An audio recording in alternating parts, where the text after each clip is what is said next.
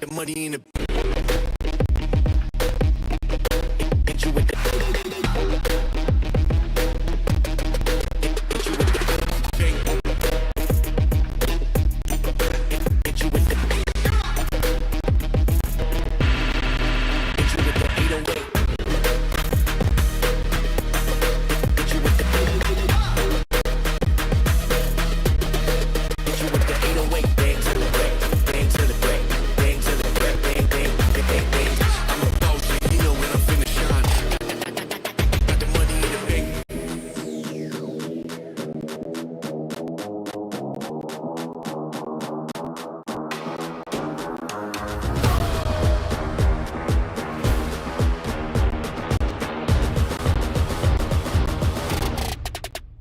money in the bank.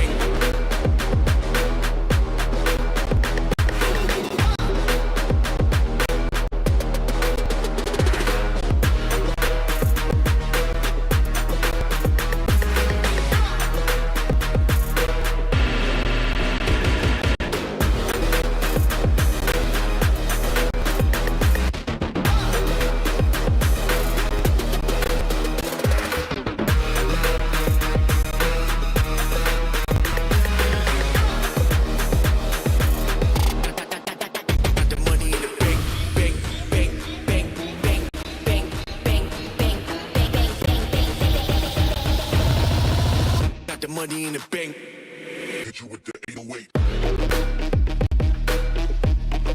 Hit you with the bank. Hit you with the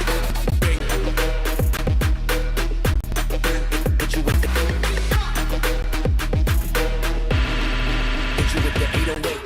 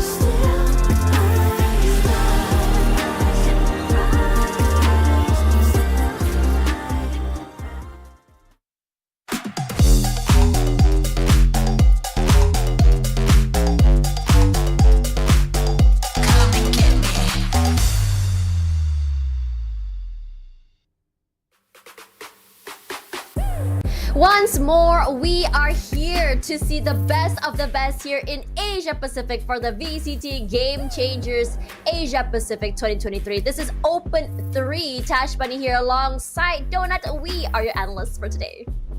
I'm very excited for today's Open 3. Of course, the Swiss stage has already happened, right? And we are getting into the playoffs. A lot of the teams really did fight for their lives, but we're gonna be seeing like exciting teams new to Game Changers, at least for the playoffs that we will be seeing tonight. Yeah, so we do have, usually in every single Open, at least for last year, from what I've seen, we usually see the same teams over and over again, at least toward the last few. And this year is no exception. For the first series for today, we have the best team currently here in Game Changers Asia Pacific, SMG, going up against, I would say, the underdogs, which is Deviant Topaz. If you guys are not familiar with this team has been trying to make it through the qualifiers, through the Swiss stage for quite some time now. And finally, after a few roster changes, they finally found the secret recipe for success. Yeah, I mean, the secret recipes for these teams, right? You have to really be cooking each and every time, each and every Open. You try something new, put a little bit of the ingredients there, and then probably see whether or not this recipe is the success for you. And I loved seeing these adjustments for certain teams, right? And each and every time, these adjustments may or may not work, depending on how they use it during the playoffs, where it matters the most. Because, of course, for Game Changers, the roadmap is pretty long. It's going to be an arduous journey throughout Open 1, 2, and 3. Yep, right now we're on stage 1 still, where we have a $10,000 prize pool per tournament, which means that for this tournament itself, $10,000 is on the line. Or we had Open 1 and 2 already, and now for Open number 3. Now, after this is all done, we're going to go to stage 2, which is going to be the last chance qualifiers, which is the last chance for these teams to make it into stage 3, which is the Elite, where everyone's eyes are on. Because for Elite, for 8 teams from Open 1 and stage 1 and stage 2, I'm sorry, my bad, will be making it to Elite, but only one will be making it to the championship at the end of the year. Yeah, the championship is really what everybody else would be looking for. But I think for all of the stages that we have seen, at least for stage number 1, all of these Opens really matter because the qualified teams will rack up points for them, and the 6 teams will actually move forward into Elite already. And this is the last chance for some of the teams to rack up some points so that they would be sitting pretty calm, pretty at the very top while they wait for their opponents during LCQ. But for the qualified teams, we mentioned this already, right? There are some familiar teams here for Game Changers APAC, but there are also some strangers to us that really needs introduction. I think it's really interesting because when we look at how each year goes by for these teams, most of these teams we've seen from last year. And even if they were a new team, we would likely see players that we've seen compete before, like Anomaly, No Charms. Previously was from, well, at least most of the players was from Nigma Galaxy. But then you have a team like Deviant Topaz, which we barely know. And apparently this team has been around for quite some time. We don't know them quite yet. But enough about that, because we're going to be talking about the prize pool for today. Well, at least for this tournament, $10,000, where all eyes are on first place with $3,500 to bring home. Yeah, a lot of that excitement. It's not just about the glory of winning the championship, but it's also about the glitz and the glamour of taking home that prize pool. Of course, the winner will get the biggest share, but second and third and fourth place will be given a reward as well for all of their effort all throughout Open number 3. Of course, for those that have already qualified, they will be getting a little bit of a consolation prize. Even if they get eliminated, at least they bring something home in their pockets, as of course they try and qualify for LCQ if they don't really rack up that much points. I think it's really interesting is that these conversations that I had with the girls, and when we asked them like what's on the line for them actually, and that's it, it's just to qualify for champions. Because all these girls, they've played against each other for so long, they know each other, but the experience of being able to play on a bigger global stage, that is something that everyone wants. Bigger competition, try to prove themselves better coming in from Asia Pacific. As we know, we only have one slot to champions, and they want to make it, or they want to prove themselves to be worthy only of that one singular slot. Now, coming into today, or at least for the upper brackets, we can see here is going to be Global Esports X NWJ. NWJ just rebranded or renamed themselves from Big Scythe to NWJ. I'm not too sure why this happened, but I really would love to know more about that. Followed by a Deviant versus SMG, which is happening on this stream. And after that, we are also going to be seeing ANC versus RRQ on this stream. Secondary stream, you guys can check full sets. Yeah, I love that you mentioned everything about proving worthy, right? All of these teams, they have fought throughout Open 1 and Open 2, but Open 3 will actually just really define whether or not they are worthy of that slot. And looking at our schedule for today, the first match that we will be seeing would be Deviant Topaz and as well as Team SMG. And I know you have a little bit of info about the first match already. Deviant Topaz, they might be new to the viewers out there, but of course everybody else knows Team SMG. Right. For the second game, we will be seeing Anomaly No Charms versus RRQ, so that's something to watch out for.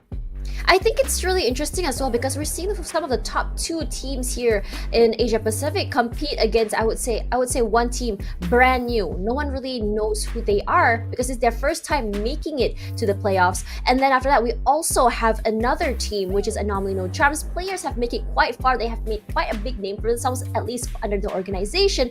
But to come back in another organization or at least a team that is a brand new name also will be something I would say is a little bit of pressure to really prove themselves or put their names up there once again. But coming back into our first matchup of the day, SMG versus Deviant Topaz. Now, as I said before, SMG has shown us not only just the firepower for the tournament. I think from last year they were a very hungry team. They were a team that didn't really quite make it compared to Alter Ego Celeste. But then suddenly, there's this insane reshuffle where we see players from all around Southeast Asia come together, and it's just such a firecracker team with so much firepower. And it's definitely, after talking to Deviant Topaz's coach and the players, they are definitely very, very nervous. Yeah, I think that's basically the theme all throughout for Game Changers, right? You try and shift, you try and reshuffle and see what really works for them. But I'm really proud to see a team like Deviant Topaz really make it after long years, right? Since 2021 that we've had Game Changers APAC to get to Elite, right? All of these teams, they have one goal, is to qualify for Elite and then eventually prove themselves worthy of being a champion for APAC. And with the likes of Deviant Topaz, right, after the years of hard work, like Yuna, for example, we've seen her play for other teams before, even for the playoffs for Game Changers, but now is their time to shine, and as you mentioned, to prove themselves worthy of that slot. Speaking of that, though, we're going to put that aside because we're going to take a quick break. After this, let's have a look at the teams that are going up against each other before the first match. We are back.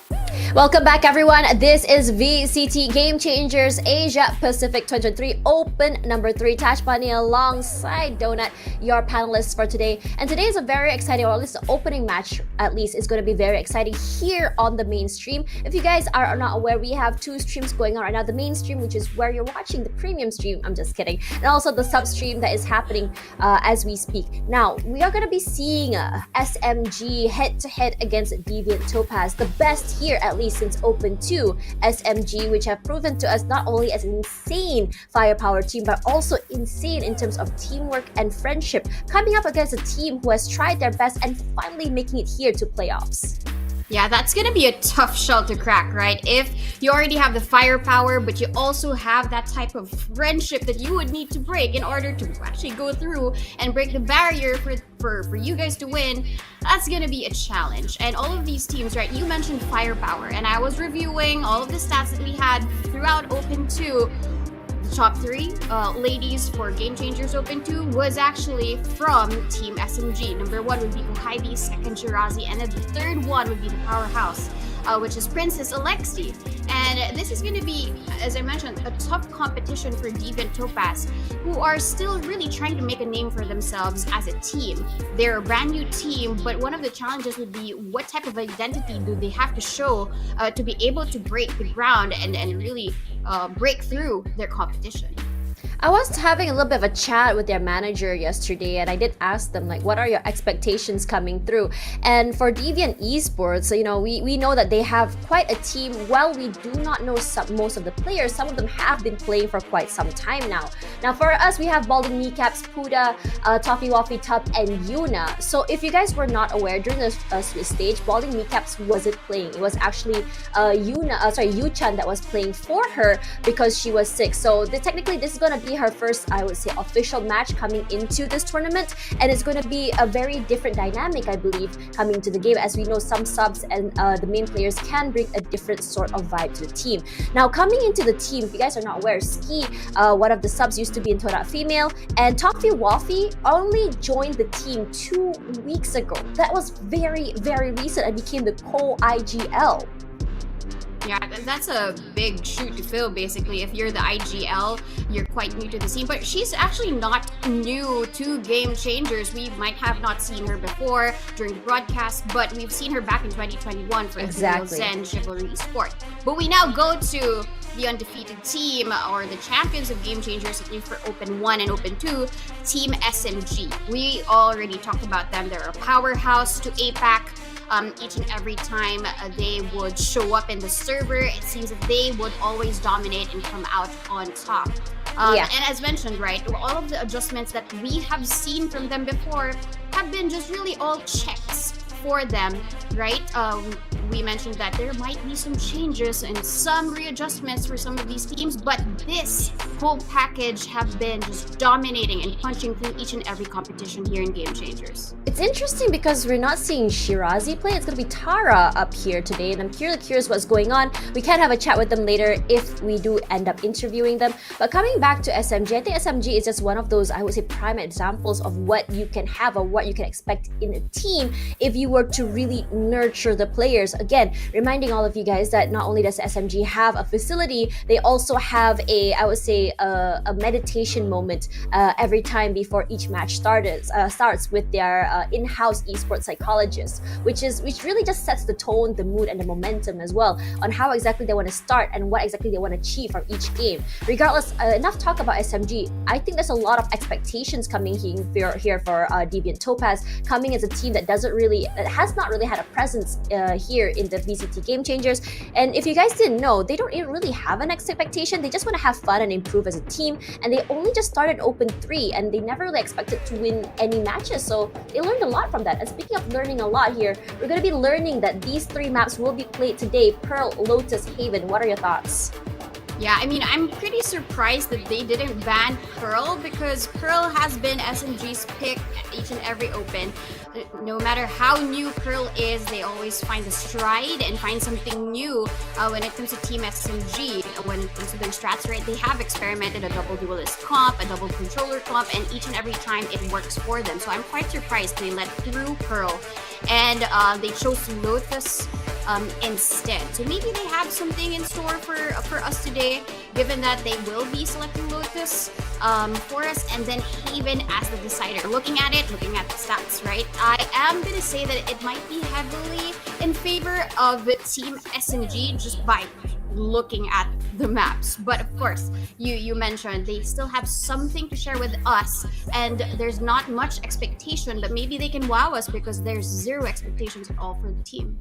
I think that's one advantage to being Deviant Topaz, is that there's not a lot of information about them out there other than what's on VLRs, number one. Number two, not a lot of VODs either, because they haven't been competing in any official matches. So they can kind of like hide their strats, at least for teams that hasn't played against them. Well, meanwhile, for SMG, they have a lot of their strats out there, a lot of their bots. It's up to the team to really figure out how exactly to navigate this. And speaking about figuring things out, their coach, Folkslore, he was actually the coach for No Namers, one of the powerhouses, at least for VCT MYSG in the previous year, which managed to make it as an underdog all the way to VCT APAC. Their team that had Sky, Vera, Tem, CX, and Shun, some of the best here in Malaysia and Singapore. So if Folkslore was able to cultivate that team and go very far as an underdog, a new team together, I have no qualms that he's going to be able to make some magic happen for Deviant Topaz as well. So coming into this game, I think there's a lot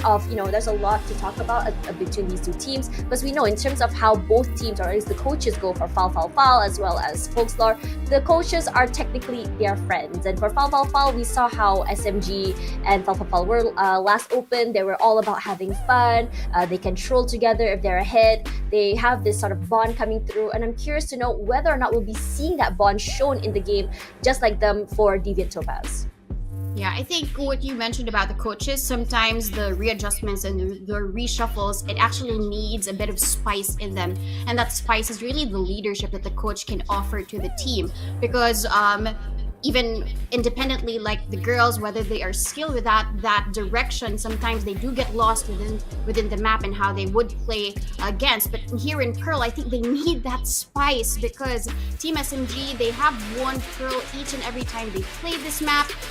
About Deviant Topaz playing in Pearl with a sample size of one, them winning it 100% win rate with just one map that they played all throughout the open 3. I think that's not enough for us to make an assumption whether or not they will win it.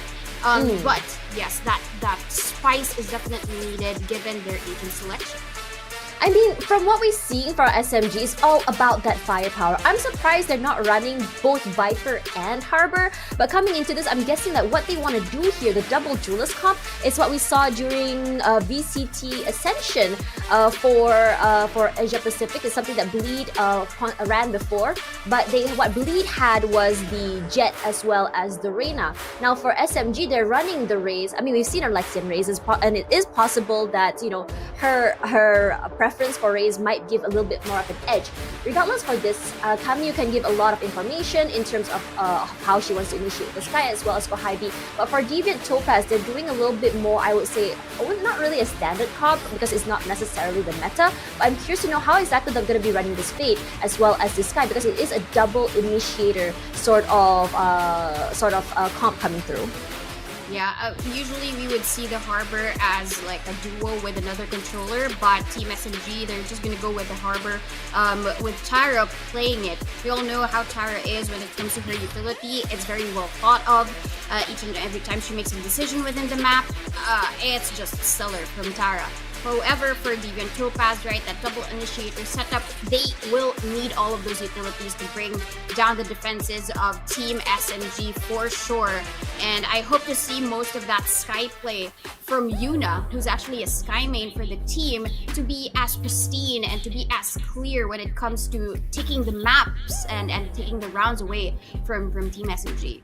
It's going to be very interesting to be seeing the top dogs versus the underdogs for this tournament, and what they have learned and how exactly they're going to be navigating through much firepower. Now, coming into what we can expect for SMG is going to be aggression on attack and defense, because that is what you expect from a double duelist comp. The Reyna will be so good as a sub flash to really enable Alexi to take up a lot of space, to be able to kind of really help her in coming in for the double swings. But at the same time, as you said before, the what do you call it? The utilities come through from the double initiator can provide a lot of value. It can perhaps counter the aggressive play coming in from SMG. It's just a matter of fact how exactly each team will be passing the ball to each other, how they react to it. Because again, if the utilities are not being thrown very well, if the utilities are being wasted, that means I would say all the advantage will fall to SMG's hands. Regardless, I think that our casters are ready. So ready or not, we're gonna pass it over to the top dogs versus the underdogs, SMG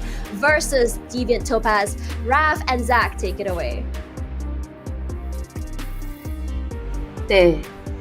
Yeah, thank you very much, Tash. Always a pleasure to be back here for Open 3. And like you mentioned, it's this classic story, David versus Goliath going up against each other. All the cards seem to be in favor of SMG. What do you think here, Raf? My goodness, every time we see SMG, it's always the same story. They're permanently the Goliath. However, we did see them bleed just a little bit in that previous finals. But for our audience out there, if you're confused, if I look like Taylor, you are correct. So again, don't get me confused. My name is Taylor, that was Raf, so don't get it the other way around. Again, just a quick run through. That is Zach, I'm Raf. Taylor is somewhere in Europe right now, and I am really excited to be here again, guys. And what a banger to start the day, right? Pretty much so. I mean, this veto, it's really interesting to me because map number 1, of course, Pearl makes sense. SMG, I don't think they've really ever lost on it with the exception of some close games. But overall, they've kind of changed things around. Last time I think we saw, what was it, a 5 controller or a 4 duelist 1 controller comp coming through on this map. They ain't playing around that much this time. They do have their usual double duelist, in particular Inari on that Reyna, which is always a pleasure to watch. But aside from that, they are playing it just a little bit more methodically. It's like, yeah, all this time we've been kind of messing around. Last open, we're gonna make sure that we cement in that spot. I'm pretty sure that they already have locked themselves in for elite at this point, but you know, it's always good to have the most wins. Oh yeah, I think it's also a statement that SMG have been fantastic the entirety of the season, and you know, there's really no point in stopping now.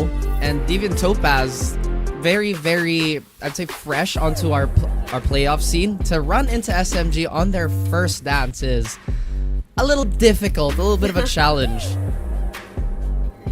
Just a little bit, but at least you're getting it out of the way early. This is a double elimination bracket, so even if this doesn't go their way, they're not out of this tournament quite yet. But I'm touching upon the maps again. What I was trying to build onto was the second map, which is Lotus here. So this is a map that, pretty interestingly, Deviant now so far Deviant Topaz, they haven't lost it yet. It's just a map that they have 100% win rate on so far, at least. So I think that map number 2 is going to be pretty interesting to watch out for. But make no mistake, as much as I really like the spunk that Deviant is holding, I think it's going to be an uphill battle every step of the way here against a team like SMG.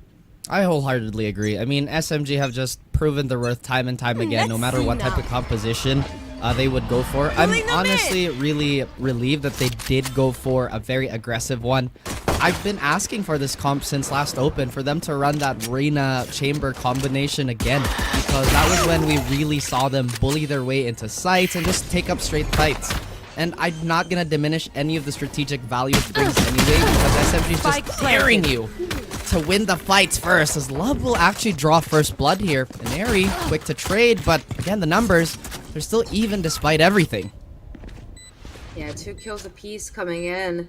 Now, the spike itself is gone down on SMG. After re-clearing main, they are going to be able to set up here. Once again, Alexi, pristine headshots coming in, taking out Duda right there. Though Yuna is able to at least find the frag. Now, 2v2 situation, an area with that overkill, just looking absolutely deadly on that Reyna. Spike gets stopped talking about, he has to touch out this 1v2, gets the headshot, but that classic isn't going to be doing enough. And Inari with the 3k to start things off with a pistol for SMG. You see? And that is not a good sign. If you're Deviant Topaz, you can't let Inari get hot at the very beginning of the match here.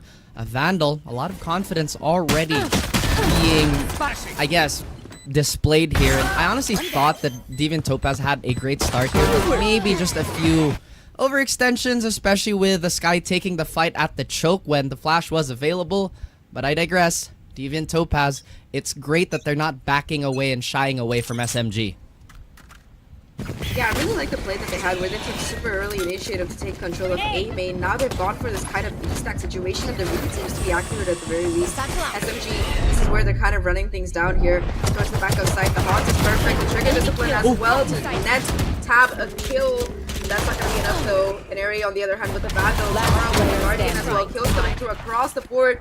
Huda though, the Shorty is at least able to take out the Vandal here. Now a 1v3 surrounded on all sides is Huda and no chance to really pick up these guns either. So it's just going to be having her making these close range fights somehow work out.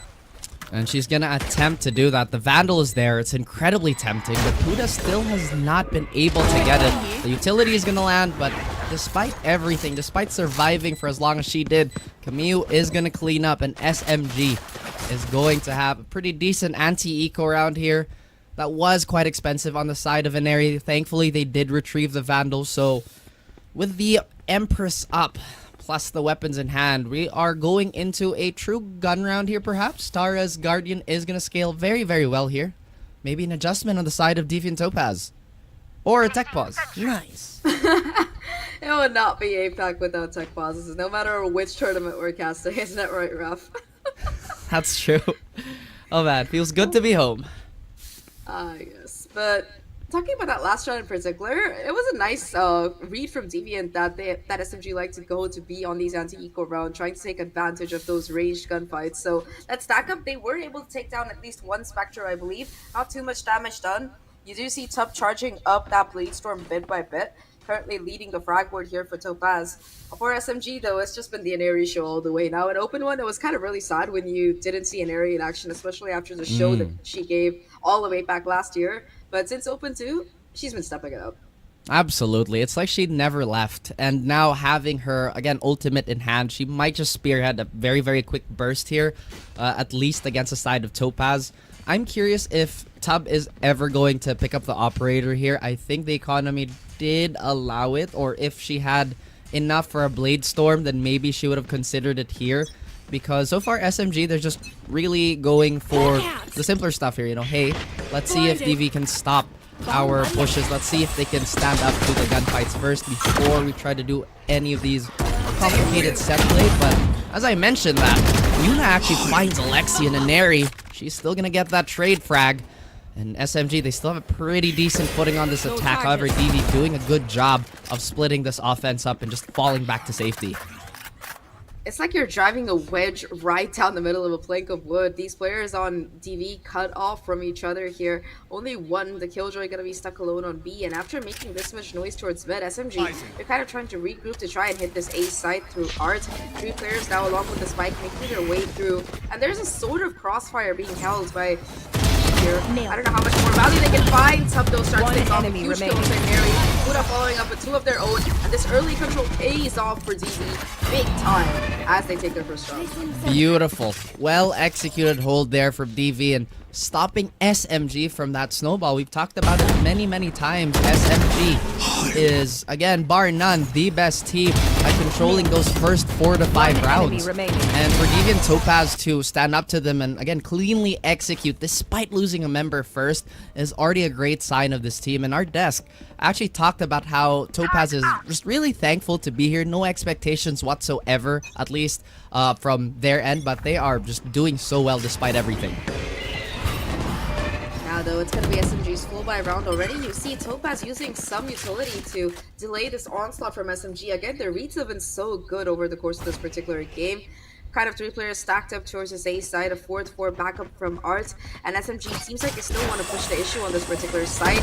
They are going to be a bit more careful this time around, putting in the Trailblazer as well.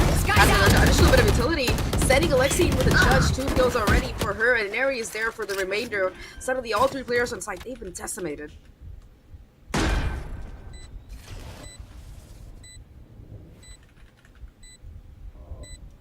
Well, just like that though, once again, the post plan comes down and Deviant players left. You do see Toffee able to kind of walk around and take out the high beat. Buddha as well finding yet another kill, so suddenly this doesn't look as impossible, but Camille will deny that final thing, and in a 1v3, might be just best for Toffee to save, but not even gonna have the opportunity. Tara will just barge forward and take her out.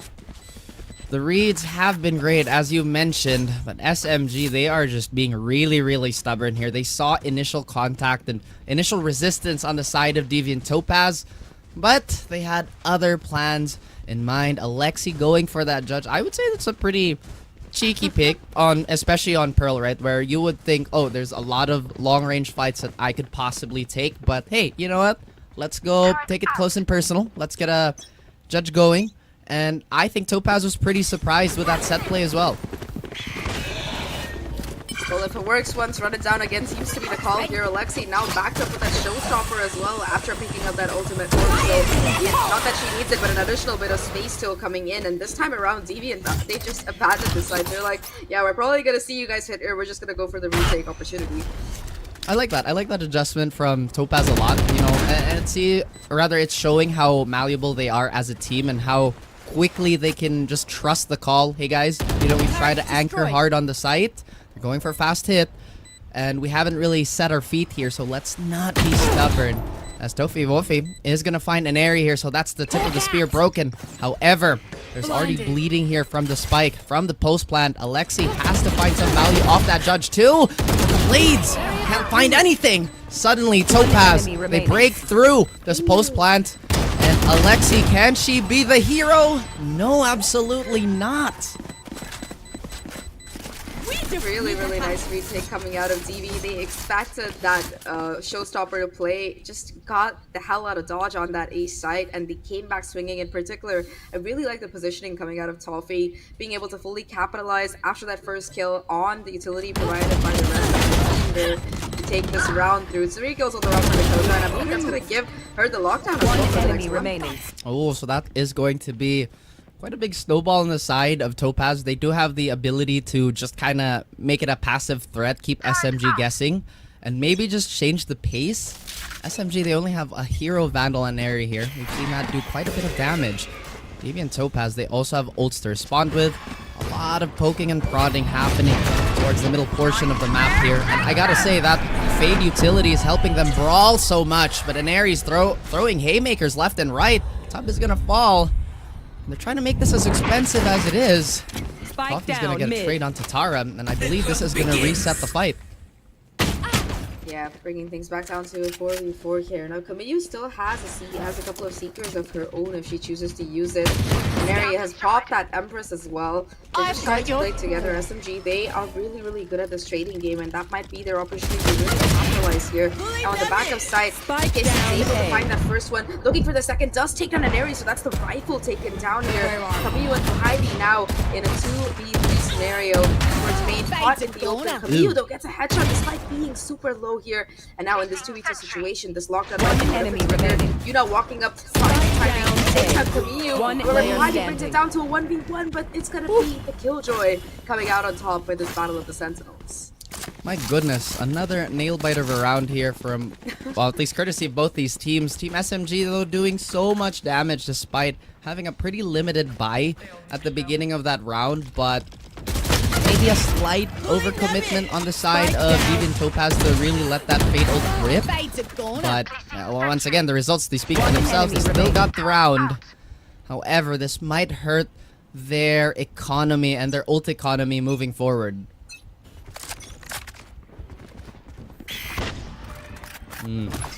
Get him. Oh dear. Doesn't seem...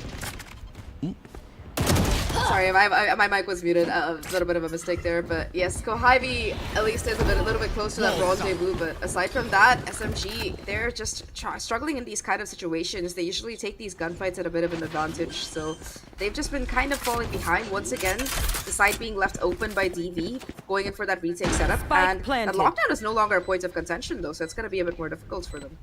Absolutely, they still have a numbers advantage to deal with here. Alexi's only gonna make that problem worse on the side of Deviant Topaz. Notes to be at least anything high impact here. And Eri taking yet another raw duel here against Puda, so this might just be a save call. We do have that Cosmic Divide if they choose to use it, but time is winding down. And as we mentioned, it is a save call here. SMG again, not really making their attack overly complicated, but I think it's really the rhythm that they're doing it at. is throwing DV in a rut. If SMG goes really fast, then it feels like, oh, do we have to anchor or do we have to call that retake as early as, again, just the first sign of utility, or do we just gamble? I mean, in that particular round, at least the gamble didn't work out. And the thing is, if Toffee hadn't been that one player to fall, this round could have entirely turned on its head. But the fact is, without that lockdown, it was just incredibly difficult for DV to really even try to get onto the site, especially with how much control SMG had already gained at that point. At this point for SMG, they do have that reckoning from Tara to try and buy a little bit more time towards that backside, especially on A, or just use it to push onto side. It can be a really powerful ult, but it's best used in conjunction with other pieces of utility, and Kamiyu's Seekers might be the perfect trade here. Now SMG applying some early mid pressure after the last couple of rounds of them directly rushing onto site, and DV, they just fall back. However, SMG, they look to go even further here. Smokes come down towards the backside. That's going to be Toffee while feel alone. All pieces of utility being triggered, and Anomaly just walks through that alarm bot and Molly to get these crucial kills. Alexi with the satchel's position up there as well will finally be taken down for damage. It's already been done here. Every single player of SMG fighting for the space here. They put in their Seekers as well, and off the back of that, Anomaly is going to be on the hunt, on the prowl. 2 kills on the round already, and Puda caught by that Seeker. They're going to know exactly where this last player is, fighting for dear life here as SMG. They take yet another round. 1v4, Puda will drop in hands. How much more can this player find? Or will she even be allowed to save? Well, that is a very, very good question to ask here. SMG, they still have quite a few bodies to throw if that might be the case, but no, Puda looks like she is going to just deny the extra orb if that would ever happen. As you mentioned, there was a bit of an investment here on the side of SMG, and I have to say, this is something that we're not used to, especially when it comes to an SMG match, right? Typically, we would see SMG at this point in time already be nearing double digits, but Deviant Topaz, they have just been such a pleasant surprise in how they've been so adaptable. So again, it doesn't seem like they're shaken just by the sheer thought of, well, pretty much going against the back-to-back champs in the form of Team SMG and just their track record in general. Yeah, I mean, what was it, an open one? 33 maps in a row to take the trophy? Something like that, if I'm not wrong. But yeah, it's just like when you're going up against the monster that people tell stories about. Like, this is the team that you really don't want to face at the end of it. It seems like Topaz, they're completely unfazed. Sure, they've been having a couple of off moments, but overall, I like that you brought up their adaptability. They've been very quick to pivot as to how SMG is playing. And SMG as well, credit to them, they're changing things up. The last couple of rounds, they've been rushing down the sides. Now, after setting that conditioning, they're going back to applying that mid pressure. And unlike that first time where we saw that mid pressure fail in that bonus round, they're just able to stick together and quickly make a move off of it instead of getting bogged down in the middle and giving DV time to adapt. So overall, it's been going quite well for them. Both teams have proven to be extremely adaptable. It's just that for SMG's side, the firepower seems just a little bit higher, especially with Inari just getting kill after kill, round after round on that radar.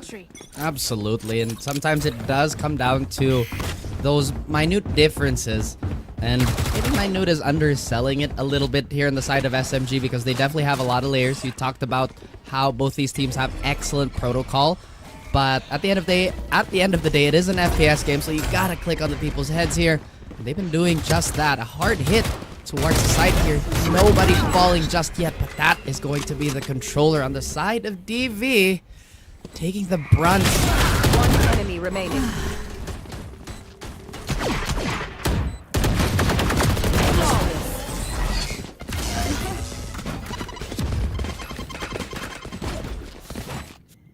Exactly what you want to see from your duelists in your ranked games. The stuff that never happens. Alexi and Inari just go all the way, running in, literally running in, go towards that backside and find every single kill between themselves, setting up Inari with that Empress for the 3rd time this game so far, and Alexi with the 2nd showstopper, only 1 away from it. SMG, they've been able to kind of work together on getting these ults for this next round. Not that they seem to need it the way Inari is getting these kills, but they have the answers, or at least some kind of counter to that lockdown and nightfall. Sorry, the lockdown and cosmic divide that's still available in the hands of DV.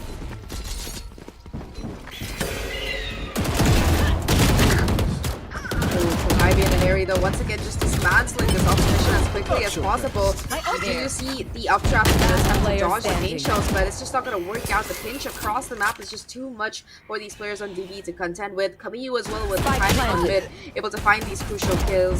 Toppy Woppy in a 1v5 situation. Alexi going in for the kill, and it's going to be the wallbang to close things out here. Absolutely nasty work.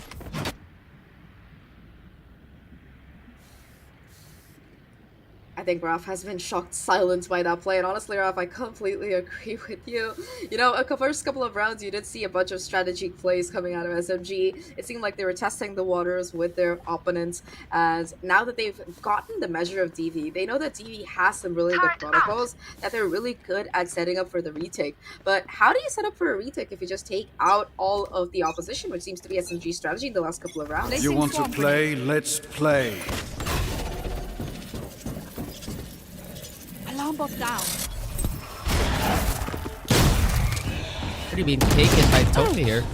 And not entirely sure what was the end goal there. The Bucky definitely wanted to get a little bit of value, but SMG and their snowball seems like it's getting to the point of critical mass here. DV, quite a few eco rounds being strung along, unfortunately, on their end. And SMG, they can smell blood in the water here.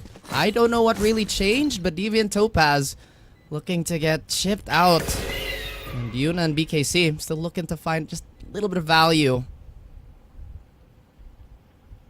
Kamiyu has been single-handedly thwarting the flank so far. 2 kills on the round for her already. Probably looking to charge up the Seekers one more time for that next round. I wouldn't put it past her.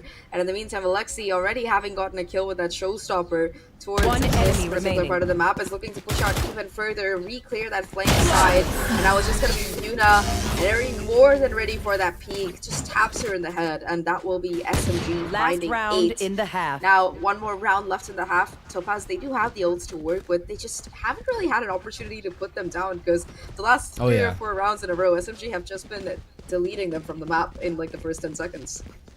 What I find interesting too is that BKC has been holding on to that cosmic divide for quite some time now. I feel like this is a common occurrence, especially with Astra players, and you did mention that some of these ults are way better off being comboed with other things, but SMG, they have just been so good at disjointing and Paz want to do.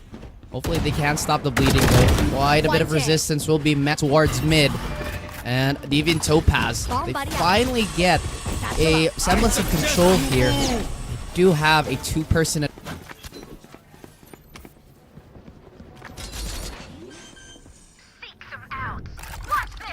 They are able Spike to. planted. They are able to at least get that spike down, and Alexi finds that first kill. The problem is that the lockdown is still going to be a point of contention. However, Alexi, through the smoke and the spam, is able to get a kill and also be able to take out that crucial ultimate. Now that Cosmic Divide not going to have nearly as much value. Alexi still One playing enemy aggressively. remaining. Going to be punished for it though. Providing care for the trades, and Ivy will find the last 3 kills to take this half to 9. SMG find a dominant Switching first half on sides. attack, and before the side switch, let's have our analysts break it down.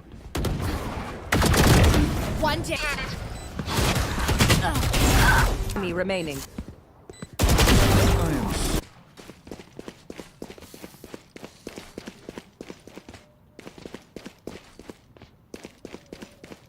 Thank you very much, Darkcasters, Zach, and Raf. What an interesting first half, rather. When you look at the game, I think the most interesting thing is the fact that SMG wasn't able to snowball very, very early. I think it was up until round number 5, where we start to see, after that, I would say that timeout by Deviant Topaz, that SMG really started to heat up. What happened there?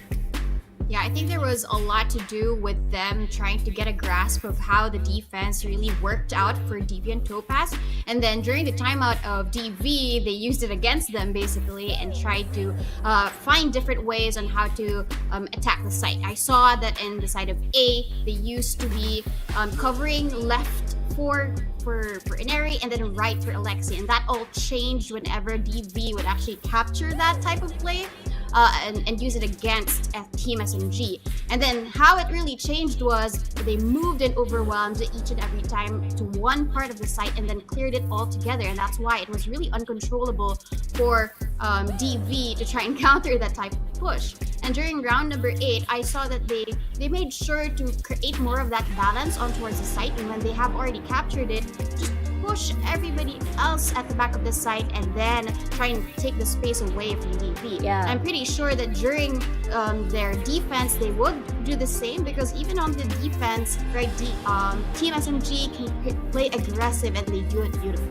Yeah, that's right. But for now, game's ready for second half. Let's see who takes it back. Passing it over to Zach and Raf. Well, that is definitely a question that we have to address here. I did say that Deviant Topaz had a nice advantage getting the first 2 picks, but, well, you know how SMG operates. They love to just prove everybody wrong. Nope, absolutely not. No advantage whatsoever. However, we do have a few superstitious folk in the chat that do believe in the 9-3 curse. Do you believe that exists, Zach? The 9-3 curse, I think it's more psychological than anything, but it's also called the caster's curse, so the less we say about it, the better. At least for SMG, though. I don't think at this point they're far past needing luck. Now with the side swap coming in, Deviant and Val gonna be on that attacking side, and we talked a little bit about how good their defensive protocols were and how good they were at adapting, but against a team like SMG and the sheer amounts of utility that they have in their arsenal, it's going to be very interesting as to how they actually manage to take that space, because Telp is on the jet, sure, she has that tailwind activated, but how much utility can they really use here? Already investing that prowler to push Kahaibi off this particular angle, and SMG, they're quick to kind of stack up and provide that backup. Oh, yeah, okay. Well, that is as quick as Kagura can get fighting top here, so no more duelists on the side of DV as quickly as SMG take mid here. A lot of resistance has been met, so DV, they have to take the safest route possible, but how safe is it going to be, as Alexi's already flooding the lanes here? Buddha is going to have something to say about that, and now they have pretty much a free ticket towards B. There is already an advanced defense here by Tara. So that wall is going to hopefully shoo even Topaz away. But with the Fade utility that's been helping them just fight it out, is going to prove invaluable yet again. As SMG, they're still looking to take this problem on. And a post plant has already been set. BKC already on that crossfire. They have 2 eyes towards the flank. However, all the members on SMG here prefer to take the fight very, very front-facing. Right low is VKC as a big double on the side of Yuna, reducing this to a 1v1. Actually has the HP advantage. Camille can't use that heal for herself. Oh, nice try, mate. But what is that? The tree has been planted and the seeds of discord perhaps on the side of DV slowly taking root. SMG steals yet another round. 22 HP. Any pistol shot would have taken our Camille there, but Camille just plays that to perfection, fakes out the top, checks that backside, knows that it's going to be the wraparound, and gets the wall bang to close it out. A really nice try coming out of DV there to bring it so close, but almost the 1v3 for Yuna as well. That's gotta be a heartbreaker, but still SMG, they walk away with that pistol and are looking pretty close to locking this map out. Only 3 rounds left there, so still a bit of a way to go, but the way they've been playing so far, it just leaves very little room for error, and DV, they just can't afford more of it. They are gonna be forcing up in this particular round. You see 4 Stingers and a Spectre, and Toffee working that player to lead the charge. The Bucky doesn't exactly connect though, and Toffee finds first blood. Does not connect is out for that, but Inari bringing all her unsuspecting victims with a Bulldog, and DV with their pretty much forced buy here. Finding early value, however, the follow-up somewhat lacking as the rest of SMG cleaned this round up very, very quickly. And now we are at the penultimate round here, Zach. It is looking mighty dangerous on the side of Topaz. I mean, this is where they have to say, hey, this is difficult but not impossible. They have to keep their head in the fight. However, this is still SMG's pick, so maybe no harm, no foul. Yeah, of course, we talked about it a little bit. Lotus, of course, that 100% win rate, something that is going in DV and Topaz's favor there. But for this map number 1, at least, that's a really bad spot to be in because they forced up last round, so their economy is going to be absolutely down in the dumpster here for DV. Only sheriffs across the board, and unless they somehow hit some miraculous shots, it looks like SMG, they're going to be getting match point for free, basically. Potentially, but we have seen crazier things happen here. The Guardian on the side of Tara just to, again, dominate the range, but BKC providing a little bit of support here, getting Ineri out of the way first. The rest of the gang on SMG's side, they're being very, very patient here, hoping that Deviant Topaz might overcommit on the pick, but they know better. There are still a few bulldogs and just long-range weaponry in the side of SMG that can punish any over-eager opponent. Problem is that where Ineri went down as well, I don't think that's a gun that can be comfortably retrieved by the Stevie squad, so that does seem to be the goal here. It's a Spectre, sure, it's not much. It would be better to have a Bulldog or a Vandal or even that Guardian, but unfortunately that is all they have to work with. Now Camille, aware of it, will be holding down this angle, timing coming through, finds the kill as well, and that will be the trade that SMG kind of wanted and needed there. You do see BKC approaching once again to try and make this a little bit more expensive here. 30 but seconds again, left. SMG, they've regained the advantage. They're going to be putting in those Seekers with 30 seconds left for some additional information. And they know that DV is still kind of lurking around this mid area. I really like that Seeker's call here just to really pile on the pressure towards DV. Time is winding down and they haven't really made any meaningful space here as Kami is going to find the value off that. But the numbers, they're still adding up on the side of SMG. Even Topaz don't look like they have enough time to really get this plant down despite the frags going their way. That is so sad. Kohibi just, Alexi, they're kind of messing around, jumping around, and Kohibi is just like, okay, you've had your fun. It's time to stop playing. Let's move on here. So yeah, last round in the half, possibly here, SMG, they're actually one away from taking their map, picking their favor. The really good thing is that they're still kind of on that bonus buy. They have Tara on that Guardian, but everybody who died, they've gone for these major upgrades. Alexi, from the Bucky to the Judge, I think that's a pretty major upgrade. And of course, the Operator for the first time in Kohibi's hand. For Deviant, though, they do have a buy and a couple of ultimates. I've got your trail. They might be able to at least get this particular round if they play their cards right. Alexi, no. Alexi, what are you doing? It's okay. Alexi has the power of pretty much the rest of her team literally behind her.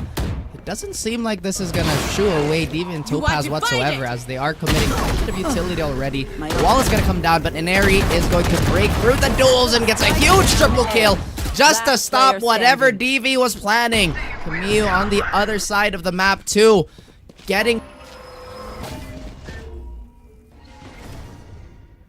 pushed here now. It's just BKC in the corner. Ineri already with the expectation that this is where this player is. Still hidden by the wall though, and Camille will tap her through it to get that final kill. SMG, they take map number 1. 13-3. Insane work coming out of them. To be fair, this was kind of like the expected result here, but nevertheless, it's always impressive to see that, and especially Ineri. I think that by the end of it, in 15 rounds, I think she probably had like a 30 bomb, so very, very impressive statistically. As we mentioned, right, I really love the start of Deviant Topaz here, really going blow for blow against SMG. And SMG, they did the same thing too. They were really adapting to all the data that was being thrown their way. And after that first adjustment, it just seemed like SMG had everything under control. Whatever any attack, any defense could potentially branch out to was just denied before it could happen. And I would put a lot of credit into how aggressive they are, just denying mid away from Deviant Topaz. But I am absolutely certain that our panel has a lot more to say about that beautiful first map. What a match, at least for the first match. I think that it's going to be such a statement play here by SMG. It's trying to say as though you do not challenge us on our map Pearl. We have perfected the art of this particular map. Now let's talk a little bit about the first half. I mean, we talked about it. I think there was a little bit of a breakdown, but I think there's more to talk about in that game. Coming in, I think we did see a little bit of a struggle in the beginning where SMG was trying to understand what exactly is being brought to the table by DV. As though by round number 5, you start to see the snowball starts to happen for SMG when they start to understand how exactly the minds of Deviant Topaz started to work, and it was very, very dominant, honestly.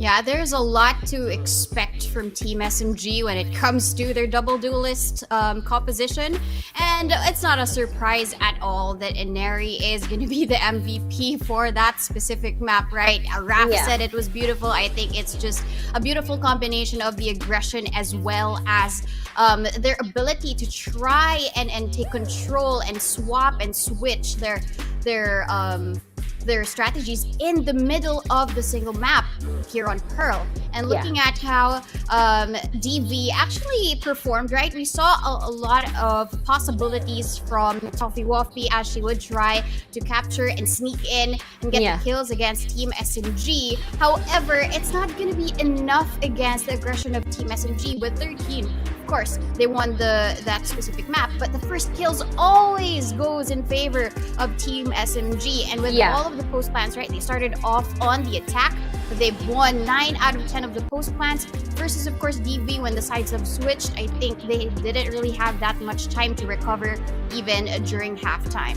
I don't think it's about recovery as well, but I think it's all about that comp and we wanted to execute with that comp that they had. The double initiator was supposed to enable them, at least for attacking side, but they didn't seem to be able to use those utilities to their advantage. Because so many times, how many times did we see the Fade Prowler come out, or even the Haunt come out? It's immediately taken out by SMG. Yes, they have the information that there are players there, but how many are there? How many people are holding the site? How are they playing it? We did see a change in round number 15, I believe, where they start to really change the way they play, how they take up space. But not only it was a little bit too late, but on top of that, while they were trying to take space, they were losing aim jewels. They weren't able to take meaningful space. Yes, it was a close round on round number 15, but what can they do more when their economy is just so very broken? Now, I'm not surprised that the fact that Toffee Woffy will be the one to perform. I mean, she does have around 690 hours on Killjoy, which is definitely a statement, but it's not enough to play, to break, I would say,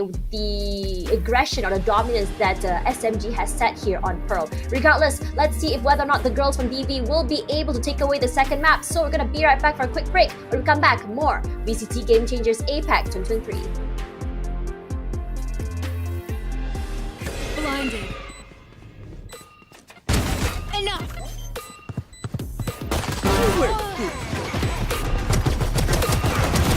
Enemy kill.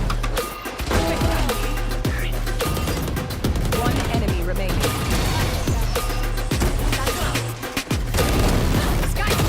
That's done.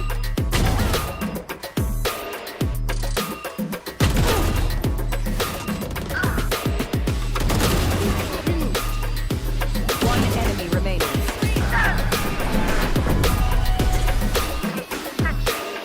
One enemy remaining.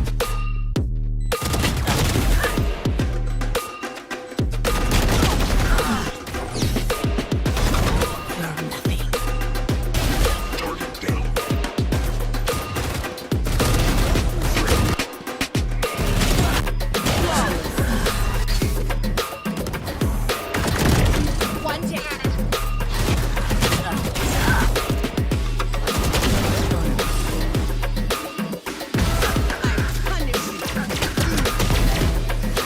Last player standing. One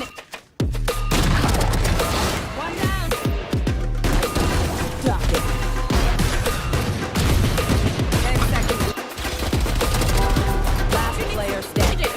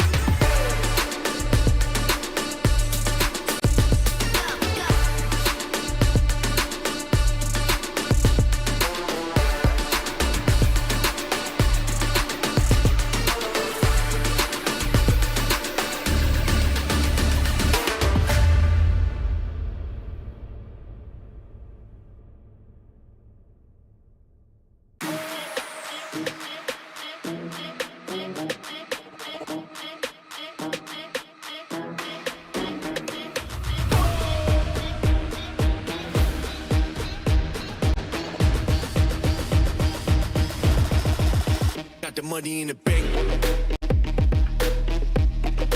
Hit you with the bank. Hit you with the 808.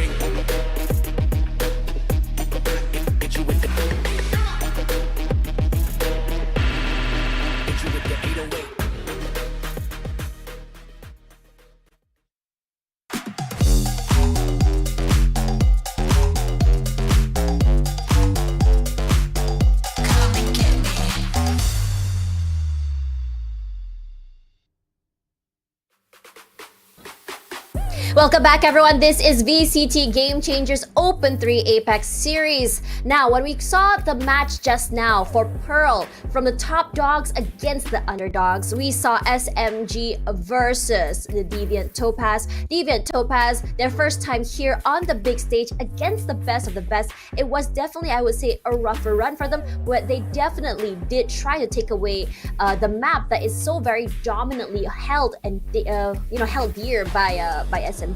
But now moving on to the second map, we're going to be seeing Lotus. Now this is Deviant Topaz's map pick, and from this map they've played 6 maps total where they have had a 100% success rate. But on the flip side, if you look at SMG, they have an 80% success rate, but yet the maps they played for this was against Full Send Sapphire and Orangutan X, teams that are more high caliber and more experienced in my opinion. Yeah, I think that's going to be something that you would want to, balance off a 6-0 with a win rate of 100% versus, the experience that Team SMG has on the other side. I think it could be at least a 50-50 given that they have selected Lotus because of their experience of all of the wins that they've gotten. But with this untainted record, right, sometimes a lot of these teams will figure out. I think that's what happened in map number 1 for Team SMG in the map of Pearl, right? DV, they were getting a lot of these rounds during the defense, and then during the pause, it was just really more of taking in the calm, the meditation game that these members of Team SMG really take in so that they can wreak havoc and create chaos within the map of Pearl. And ever since that calm, when they munched on whatever that DV was doing, it was just steamrolling for Team SMG all throughout the map of Pearl. I am curious to see why DV has been getting all of these wins in Lotus. Probably it could be the coverage of their double initiator setup. We all know Unit to be just a firm initiator for the team, but Toffee Waffy is as well as other members, they just stick to where the sites are. And I'm curious to see if they're going to be selecting the same composition as they did when they fought against Be My Team, their last Swiss stage battle, where Yuna was the sky and as well as Panda as the breach, because that's going to make all of the difference to try and stop Team SMG. I think the biggest problem that Deviant Topaz had in the previous map was taking up space and holding on to it, because whenever they were to try and pick one off, there's always that trait potential coming in by Team SMG. And I think that it's going to be really curious how that Topaz is going to be remedying this. Coming into this game here, we're still going to be seeing a double initiator. Technically, we have a combination of like initiator as well as smoker coming in by their Omen as well as Toffee Waffy. I think that having a Killjoy in this map is really good. I was sort of surprised that Kohabi decided to switch to a Killjoy instead of running the Chamber. As we know, Chamber has been buffed, is a lot more stronger on this map. Well, just Killjoy as an agent here in the map is just tried and tested, so why really deviate from what's currently working and what's effective for them to actually finish with a strong 2-0. But yes, I mean, Kohabi as a Chamber, she did so well in the map of Pearl too, so with these shots being fired against with the Headhunter and that Twin Force, I guess she's going to make all of the difference. But maybe map coverage is what they want with Kohabi as a Killjoy. And Perhaps. I do want to go back a little bit to what Deviant Topaz has selected, right? Tub has been so great as the duelist, but I think we really need more from her, given that she's going to go head-to-head against Alexi, who is so explosive when it comes to the Rays playing here on Lotus.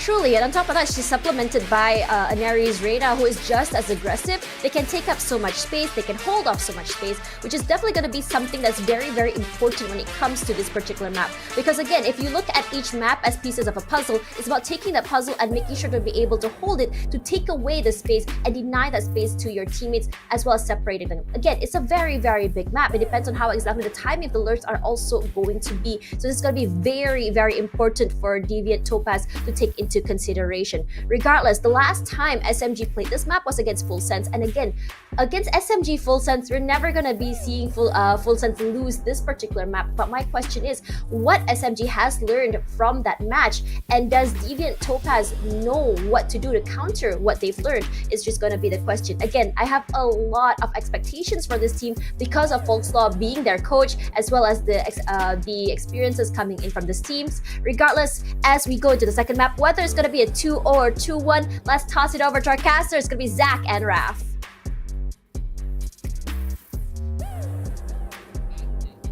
Question that we might see answered as quickly as SMG would love to, right? But Deviant Topaz, they have been doing such a great job of just keeping their head up and weathering the storm. What is your forecast for this map, Zach? You were very, very excited for this, even on Pearl.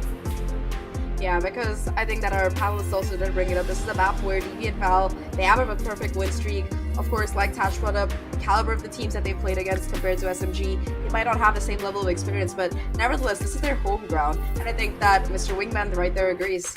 Hello. But either way, I think that for Deviant Val, this is arguably their best chance to at least strike a blow against the powerhouse that is SMG, because last Open we saw that they're not completely invulnerable. They do have weak points, they do bleed, and this could be Deviant Val's chance to really like cement themselves in and be sure that, okay, look, we might not be the best known team out there, but we've been working for this and this is what we can do. And that could be a statement that they make by themselves on this particular map. Once again, those early starts in the previous map have been such a great side for Deviant Topaz, especially in the face of SMG. They just have to be a little more consistent with their adjustment phase, and I'm also glad that you brought up the level of competition and pretty much who these teams had to beat to get to this point. If you look at Team SMG, they actually had a bit of a mini gauntlet from the Swiss stage. A lot of familiar names, and well, in SMG fashion, they're here undefeated for the most part. You could say the same thing about Deviant Topaz, but once again, experience is really the edge SMG have over this newer squad. Yeah, and on a map like Lotus, I think that SMG, they have that experience that it needs to really counter whatever strategies that Deviant might have cooked up, because yeah, this is Deviant's counter comfort pick, but it's also a map that SMG have been playing for quite a while, and after their loss the last time around, I think that they've definitely gone back to the drawing board, made some changes and stuff. And overall, looking at how Pearl went through, right, it seemed like once Aneri and Alexi got going, that double combo of that duelist, it was just too much for Deviant to really deal with, and unless they figure out a way to do it on this particular map, it's just going to be super difficult. True, there is going to be quite a bit of a challenge aside of Deviant Topaz to break through the SMG defense. Although what we are seeing here on SMG is a little bit different. If I remember correctly, SMG would love to run their sub-units here. They'd go for a 2-1-2 split, have the controller hard anchor the middle portion of the map, and kind of play around the Breach Neon CC. It doesn't seem like they're interested in going for a more aggressive stance here. Certainly they're going to wait for, or hopefully Aneri will snowball again. But look how measured everybody is. Deviant Topaz, they've seen, or at least felt some presence here. Aneri has definitely announced it. Kohaibi just sitting pretty here, unknowingly walking into Yuna's crosshair. But still, they still do have quite a few bodies to expend here, and quite a bit of utility on the side of Deviant Topaz if they can find a single member to snowball upon. Yeah, Buddha still has that full kit, and Tara's gonna be all alone here, so the expectation is to be there. The flash comes through, Tara tries to go for the peek, but Yuna's still fighting to the second kill. Now inside the smoke, coming you finds it absolutely nasty right there. Still playing around it, looking for a little bit more, and it does in fact find it. Dodges the stun, but Buddha's still able to get the kill. Now Buddha, in a 1v2, has control of the spike, 15 seconds left, has to make a choice, A or B, and the choice itself seems to be towards that B side. Should at least be able to get a plant down, knows where the turret was, and with taken down. That's gonna be no more Killjoy utility either. It's gonna come down to the timing. We'll be able to Oh, no. surprise, but Inari has the timing, has the position, and has the shot. Indeed, that was an oh no moment. Inari, no. beautiful, beautiful timing there. Just really catching Huda trying to, I guess, create an angle for her. I thought that would have been a little risky on the side of SMG to somewhat isolate their players and go for a pincer. But, you know, they still won the round, so it doesn't really matter here. Camille holding down the fort. And I feel like that's where it really went wrong on the side of Deviant Topaz. They had the numbers advantage first, and they certainly flooded Tara, but hey, one thing that we've talked about Camille is that sometimes she might not be up there in terms of volume, but her impact is forever felt, no matter what role she plays.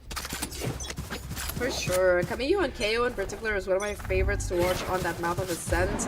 Or Camille in particular is just one of those players that's just incredibly flexible and Placing swamp really grenade. consistent across the board. Like, of course, you have Alexi and Inari, and even last couple of Open Shirazi, they have these pop-off moments, but Camille is always there in that support role, just setting them up for success. I really like that about her.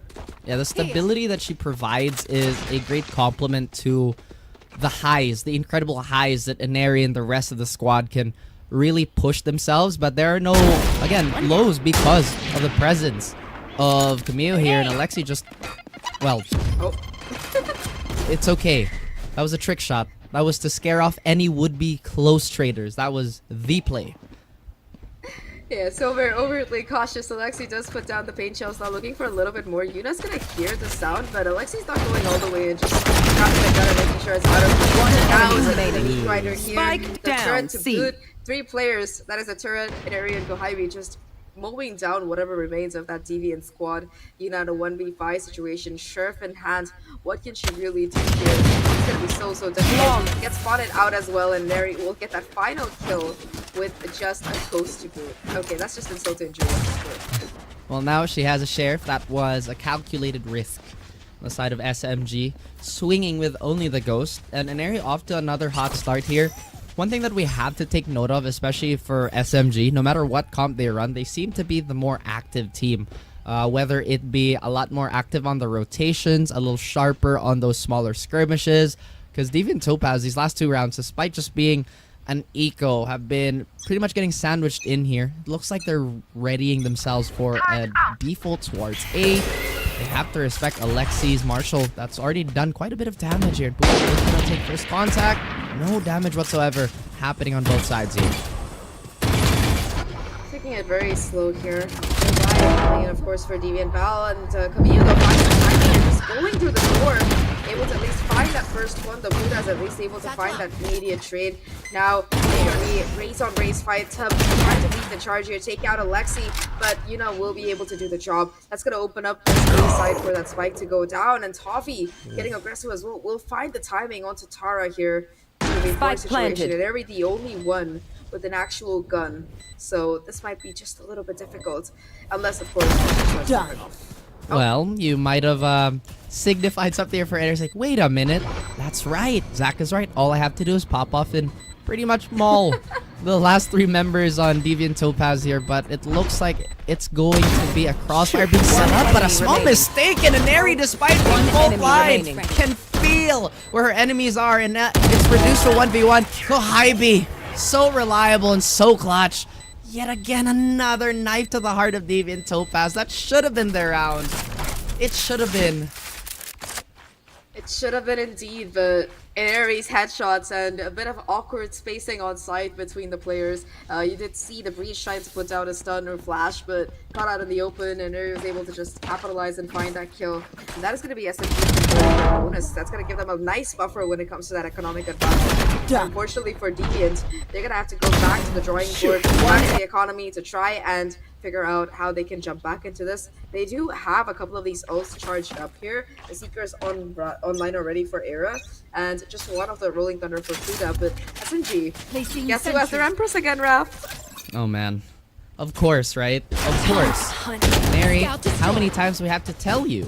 Having your Empress at the 3rd round is not very nice against the opposing team. You gotta give them a chance to breathe, but enough of that. Kwaibi is also quite close to that lockdown, which is pretty insane for Killjoy. You do get opening frags here, but Inari really is snowballing Spike off down, that hot attacker performance spawn. from at least the hot hat from Player the previous standing. round, and I thought that was a crispy shot being landed towards Safi here. ZKC, the last person standing, and Neri, of course, doesn't even need to use that Empress here. And we talked about SMG and their just potency on those first 4 rounds. Deviant Topaz allowed yet another gun round here and have a bit of an allowance for the ultimates. They do have pretty high impact.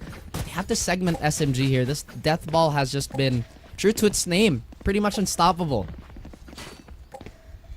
Yeah, I think that for SMG, at this point, NRA is just playing deathmatch. The rest of us, we have to think about strats and executes and everything else. For NRA, she exists on a separate plane. It's just visualizing the entire board, and it's just her tapping heads and playing deathmatch. At least that's what it looks from my point of view.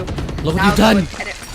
Look what I've done. got your Indeed, trail. all that deathmatch is gonna be catching her off guard as Toppy Luffy finds that crucial first blood. Seeker's invested now. Try and gain a little bit more space off of that first kill, and they know that the safe side is looking pretty free.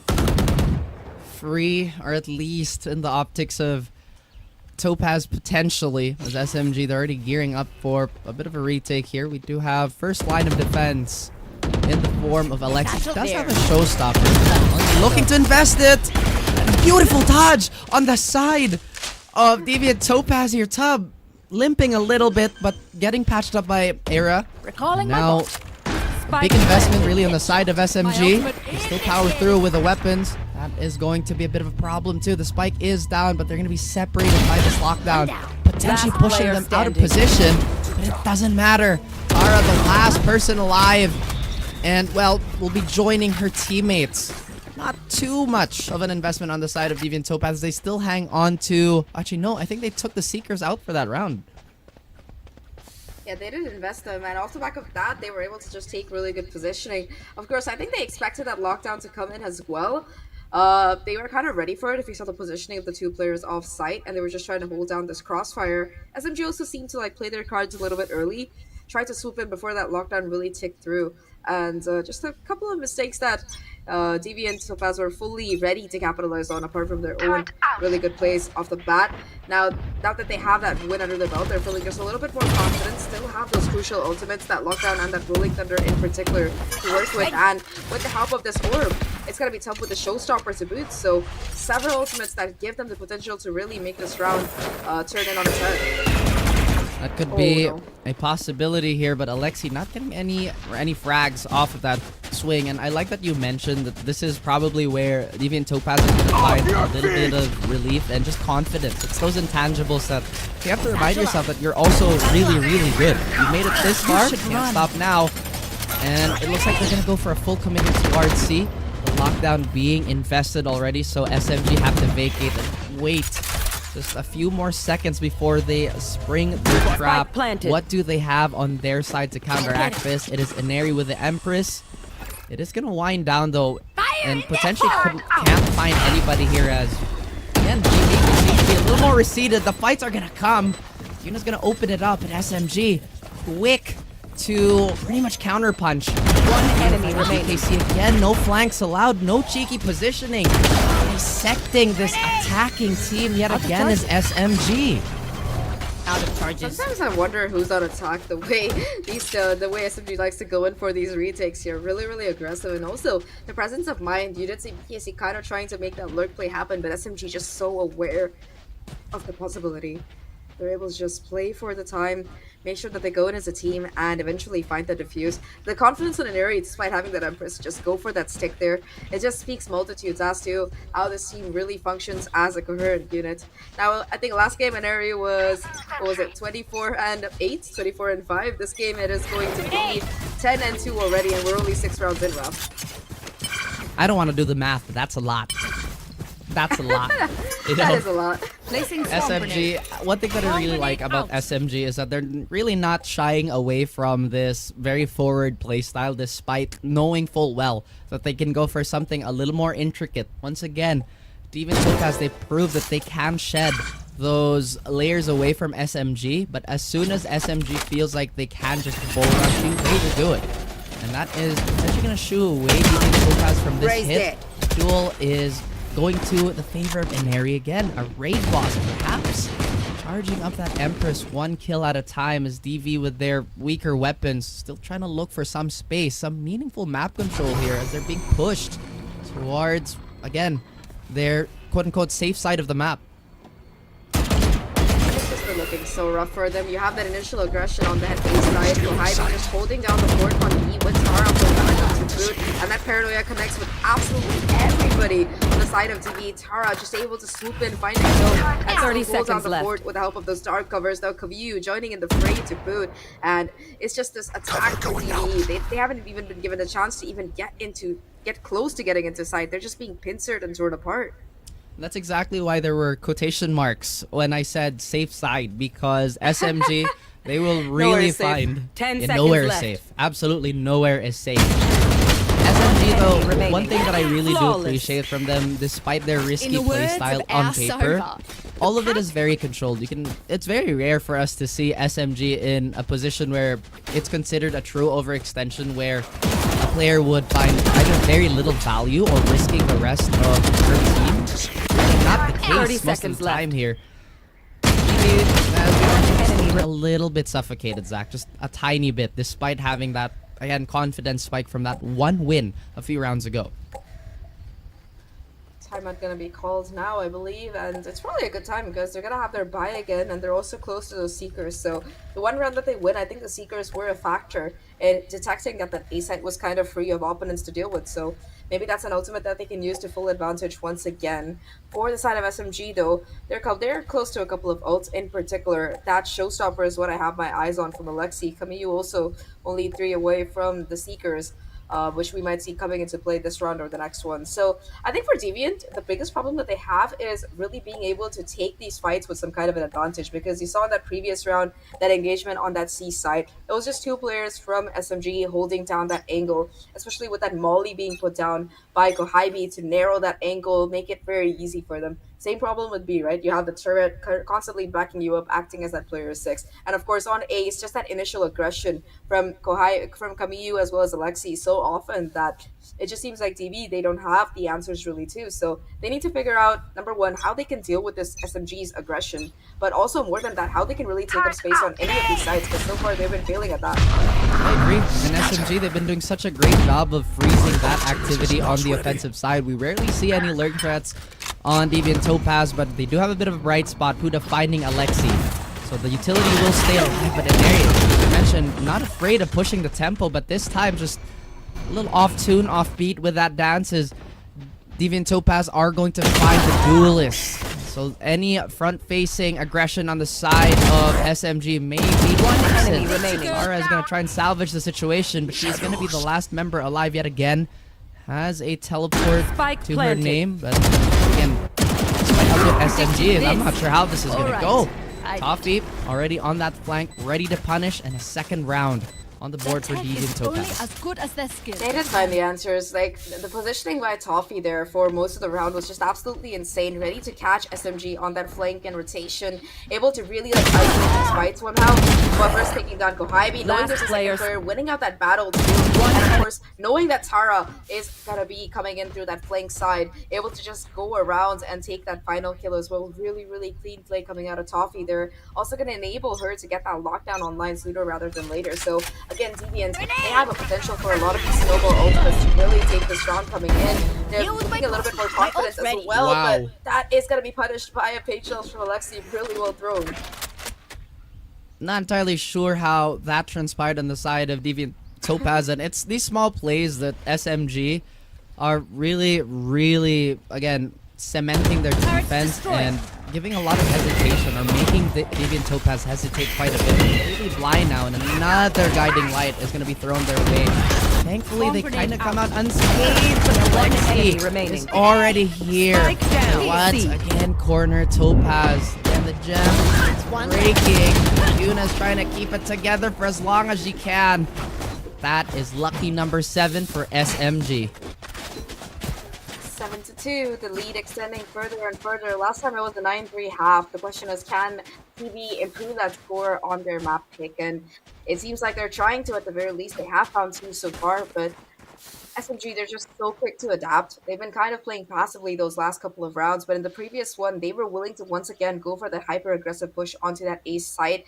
And Deviant, they found a bit of confidence after that round win, but that kind of lulled them into a false sense of security. You saw how it split down to the flashbang shells combination, and it's still going down every round, right? That's kind of the default, the conditioning that SMG are putting them through. A site, you're gonna face this bunch of utility. You really don't want to come here at the onset, and they take so much space off the back of it.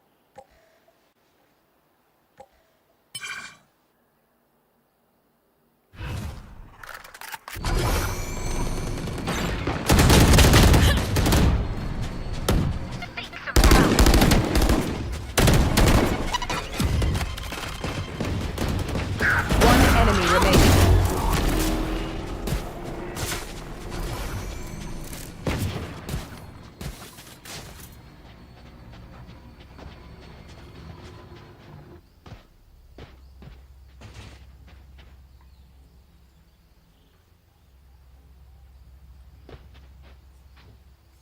I think that they do have the lockdown in play as well as that Rolling Thunder. So these are some ultimates that could really help them to take control of the site. Kohabi doesn't have hers online yet either, so that could be another factor in this because it just gives you a free site. There's no real way for SMG to deal with it apart from heading in and charging through. Some though able to take that first kill down, finding that raise default to Alexi for the first time, but Inari just there for the trade, and Inari does not stop, looking for even more, going on the hunt. There's a reason why the Reyna ult is so devastating, and we just want away from it. We might see that coming into play this round.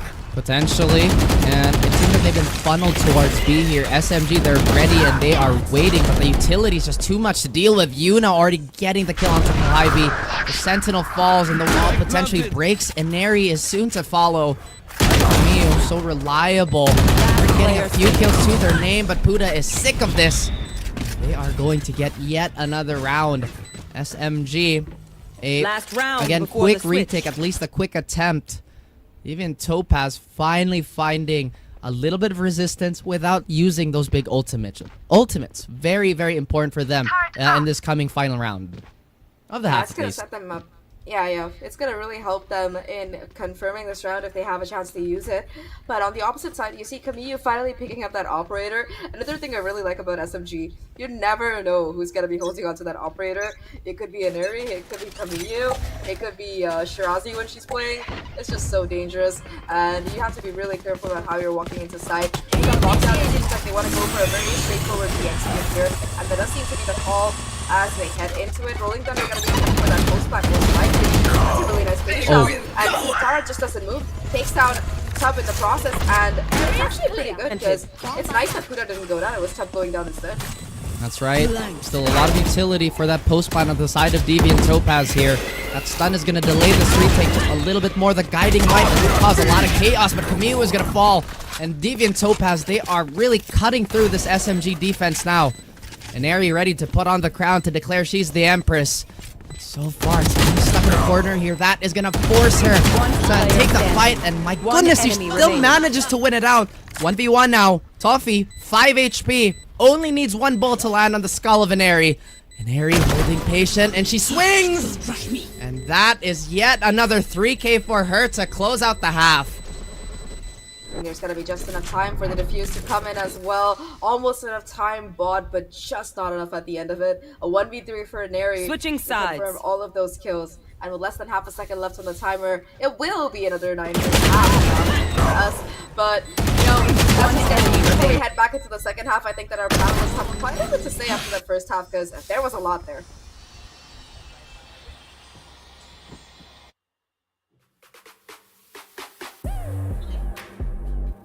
Wow, despite the fact that Deviant Topaz did pick Lotus, and while SMG did struggle on this map against Full Sense, but clearly this map is no trouble against Deviant. When you look at how they play, we are seeing a lot of very aggressive plays, a lot of aggressive takes, and I would say aerial denial by SMG. It's really interesting how DV tries to answer it, and whenever a DV finds an answer, SMG seems to just change the tempo once again.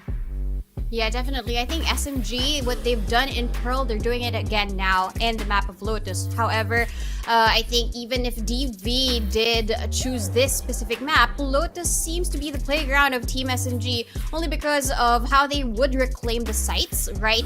We were left with a 2v4, and with just Kohaibi and Neri left standing, they still reclaimed and won the round anyway. These are just some things that really DV have to take note of. They might stand a chance against them during the defense, but if SMG keeps on playing the way that they play during the first half, I guess that untainted record of them in Lotus might just really get tainted now. I think it's also really important to talk about how SMG has these round adjustments. Whenever we see Deviant have this, I would say, an idea on how exactly to break the defenses of SMG, like say in round number 11 where they managed to get a B site very, very clean, we saw them do it again in the next round. But the difference now is that SMG understands that they don't have to really rush inside. They play explosively, they play together, and you also have a Neri who's able to get a pick, move around, get information, and then reposition again due to that dismiss. And I think it gives us so much value because of how aggressively she can play. On top of that as well, I think that for DV, their timing has been kind of broken because of the lurks, because of the pincers, and they're not able to play together as a unit because of that. Regardless, as we go into the second half, let's see how they fare on the defense, whether it's going to be a comeback or not. I'm going to toss it over back to Zahk as well as Raph. Let's go, ladies and gentlemen.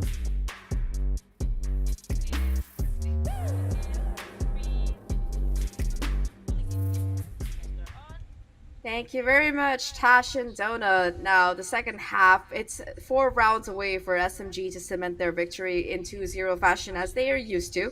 But there is still a glimmer of hope here, Ralph, for Deviants. This is their map. This is somewhere that they've proven to be comfortable on in the past. Maybe they can do the impossible and make that comeback happen. Lotus is also one of those maps where it's incredibly fickle. A lot of teams can start off very, very shaky on the defending end and can snowball on the attacking side, but I guess that doesn't really support what you just said because SMG is attacking and Deviant Topaz is on the defense, but I do completely agree that this is going to be their comfort pick. This is where they really have to pretty much how do I put this? They really have to buckle down. You know, Deviant Topaz, they've had a few issues here and there with, I'd say, routing and maybe just trying to find the timing of SMG. Well, he's been already prepped, and SMG, they're just going to run right through this. I don't think Tub is going to be expecting any sort of company pushing through the smoke. She's going to be left alone for now as Alexi climbing up the rope, telling Yuna to just vacate the site. Deviant Topaz, they want to go for this retake. Domed in the head, and off the back of that kill, SMG, they have control of this top side, so it's looking a little bit more difficult. You do have that flame coming in from Deviant, opening the door. That's going to give away the sound cue, and Kohaibi, that first point of contact, a beautiful paranoia to set up Kohaibi for these kills. Does quite a bit of damage in the process as well. These flashes aren't quite connecting, and it's one enemy remaining. Kohaibi fighting the trades here, 2 kills with that Sharon, and on site it's going to be Tara and Kumiyu cleaning up the rest of these players. SMG take the pistol, double digits for them, 10 to 3. Oh my, and this is where usually we see a choice coming in from Deviant Topaz. Are they going to force it out? BKC seems to be leaning towards that direction, and the SMGs are already coming out, Zach. I mean, this did not really bode well for them on Pearl, but Lotus will allow them to use the range of these SMGs just a little bit better. They don't have to really worry about long angles on the post plant if that ever happens. But Inari, with that signature Vandal, still brimming with confidence, and for all the right reasons, she's been pretty much unstoppable coming into this entire series. Alexi wants to get close and personal here, waiting on the utility of her teammates. The Trailblazer is going to waiting on the other side of the smoke, and the judge has pretty much given its verdict, and that's -1 for Topaz already. Remaining. Minus everybody at this point. It's just gonna be Yuna left in a 1v5 right now. This force fight not at all going how the side of Deviant would have wanted it. In fact, it's gonna be a team ace flawless for SMG to bring them to 11. And once again, just like Pearl, it's gonna be Deviant in a very rough position economically. Do they save and give SMG that match point for free? Do they try another force? And of course, this is already just delivering down the judgment on high on that raid. Something that I personally really like. She likes to get up close and personal. We saw it on Pearl. We're seeing it now. And I just feel really bad for whoever gets caught in the grasp of her judge because it's just not a nice weapon to go down to. It really is not. It makes everyone feel quite a few things. You know, it is one of those weapons with that type of effect. And you did mention Princess Alexi. We have the Empress herself, Aneri, also the entire kingdom of SMG down onto Deviant Topaz here. And you did mention that a choice would have been made to force, but it seems like they are going to give match point away and just potentially play for that tie, for that overtime. Once again, Alexi sitting in the smoke, judge in the hand, looking like they find both of the kills along with an airy buff for support. Once again, finish for the side of one enemy remaining with the towards the back, is able to find that kill onto Gohaibi, but it's just gonna be one coming down as SMG. They find match and series point, one away Match from moving point. on in that upper bracket and cementing their win. My goodness, the round differential in these last two maps have been staggering on the side of SMG. And why am I even surprised? You know, they've been doing this time and time again. They've been as consistent can be. Deviant Topaz, they now finally have a gun round in there, at least available to them. Not quite close to any of those really big ults that you need to turn around the fight. SMG, they have every single advantage they could ask for. The only kicker is that Alexi's still stuck with a judge. I don't know if it's a good thing or a bad thing. Tara has an SMG, but they have found ways around that. I mean, for Alexi, it's probably a good thing. The last couple of rounds, she's been finding those entries with it very, very easily, I gotta say. So, honestly, it's not a good thing for Deviants, but it's a pretty great thing for Alexi. Also, charging up these ultimates, Kamiyu won off of those Seekers. I feel like, you know, if somehow Deviant, they do manage to find this round, they do have the weapons at least to contend with it on an equal footing. The next couple of rounds are going to be really rough because SMG, they're just charging up these ultimates. So it just seems more and more inevitable for this map to not really go in their favor. Deviant need 9 rounds in a row against SMG to take this to overtime and even have a possibility of a map 3.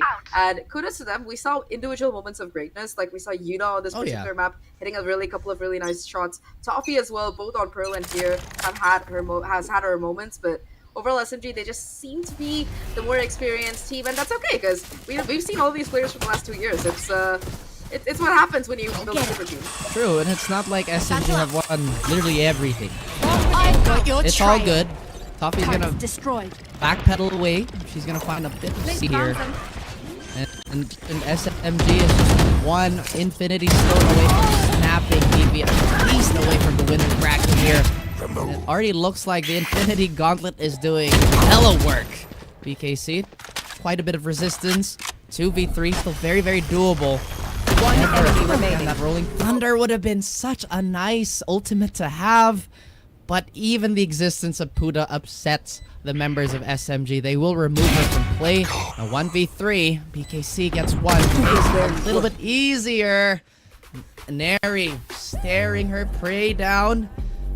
Finally, well, going for another 2-0 is SMG. Yeah, it was what we expected. Like you mentioned, the Infinity Stones are on the gauntlet, the snap has come through, this was inevitable, and SMG, they find yet another victory. But like we were talking about before that round started out, really, kudos to Deviant as well. They've shown that, you know, they've been grinding for this since last year. They've been trying to really make it to playoffs, and they've demonstrated that they made it. Now, there's still a tall mountain for them to climb, but they're doing it step by step. And like we talked about, those individual glimmers that we saw coming out of their players, this is something that they can really build upon in the future. And it's not entirely over for them. Who knows? Maybe they'll make that dream lower bracket run to come back into this one. But at least for the series, SMG, they're going to be the one taking the thrones away. Thank you very much, our casters, Raf, as well as Zach. Now, coming into that game, while we did see glimmers of hope for the side of Deviant Topaz, there were rounds that looked very good for them. The fact of the matter is, I think that the experience coming through by SMG, the years of competing, just, you know, DV can't hold a candle to that, but it is very invaluable and experience to them regardless. And let's talk a little bit about that game just now. I think there are so many rounds that I really want to talk about, and I think coming into that, I think the first half was more pivotal to DV, because on the second half, DV wasn't able to win pistol, and pretty much everything else is history. Yeah, I think what DV has shown would be the sparks, right? Which the casters had mentioned. But I think sparks aren't really enough to be able to try and oppose a team like SMG. You would need a lot of work, a lot of effort for you to take down the best here in APAC Game Changers. But those rounds that they actually won against Team SMG, after a little while, they become a little bit more complacent. They think that they can win the next one. But SMG, they're quick on their toes, they're quick on their feet, and they easily adjust to their opponents. And that's the reason why Anomaly, right? We also that Anomaly was just doing Reina things. We saw the value of the agent with kill after kill, even if Reina in this specific map isn't as high of a pick rate globally, but we make it happen because of Anomaly. Looking at the stats, right, with the first kills going majority in favor of Team SMG, that's really going to be tough competition for DV. But as mentioned by the casters, right, there's more for them to learn, and there's more for them to show in the lower bracket run, and maybe face against Team SMG if they have the chance.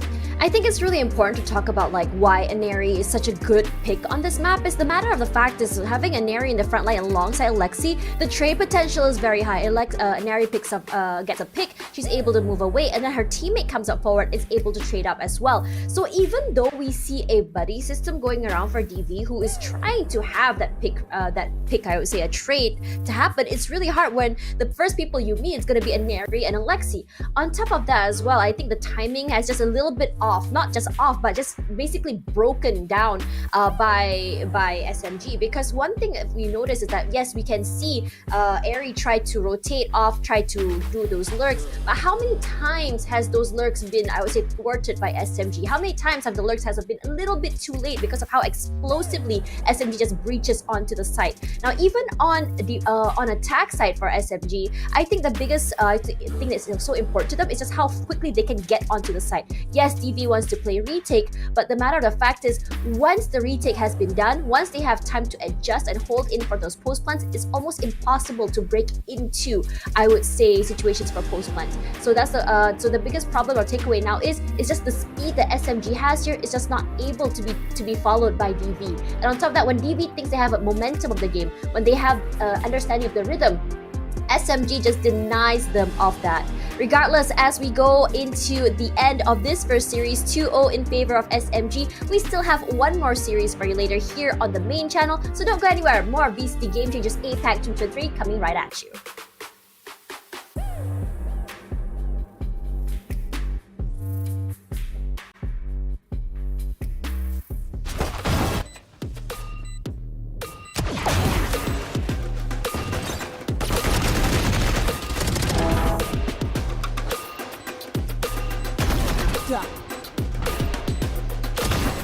Shoot. One enemy. Calling my boss. Spike planted. Hit. Player standing.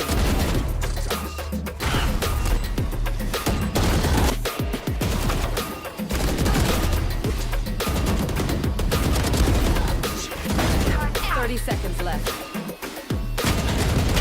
One enemy remains. Last player. One enemy remaining. One enemy remaining.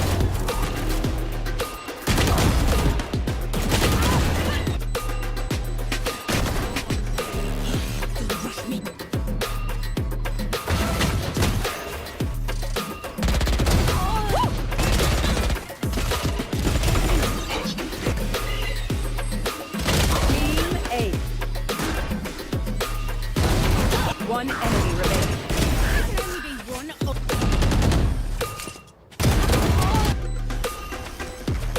One enemy remaining. You were very worth the effort.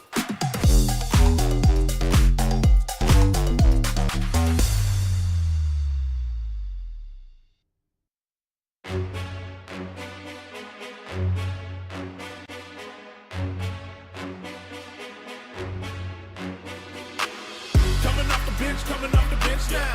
Waiting for this moment, swinging for the fence now. Coming off the bench, coming off the bench now. Gotta get up, cause we about to get down. Coming off the bench, coming off the bench now. Waiting for this moment, swinging for the fence now. Coming off the bench, coming off the bench now. Gotta get up, cause we about to get down.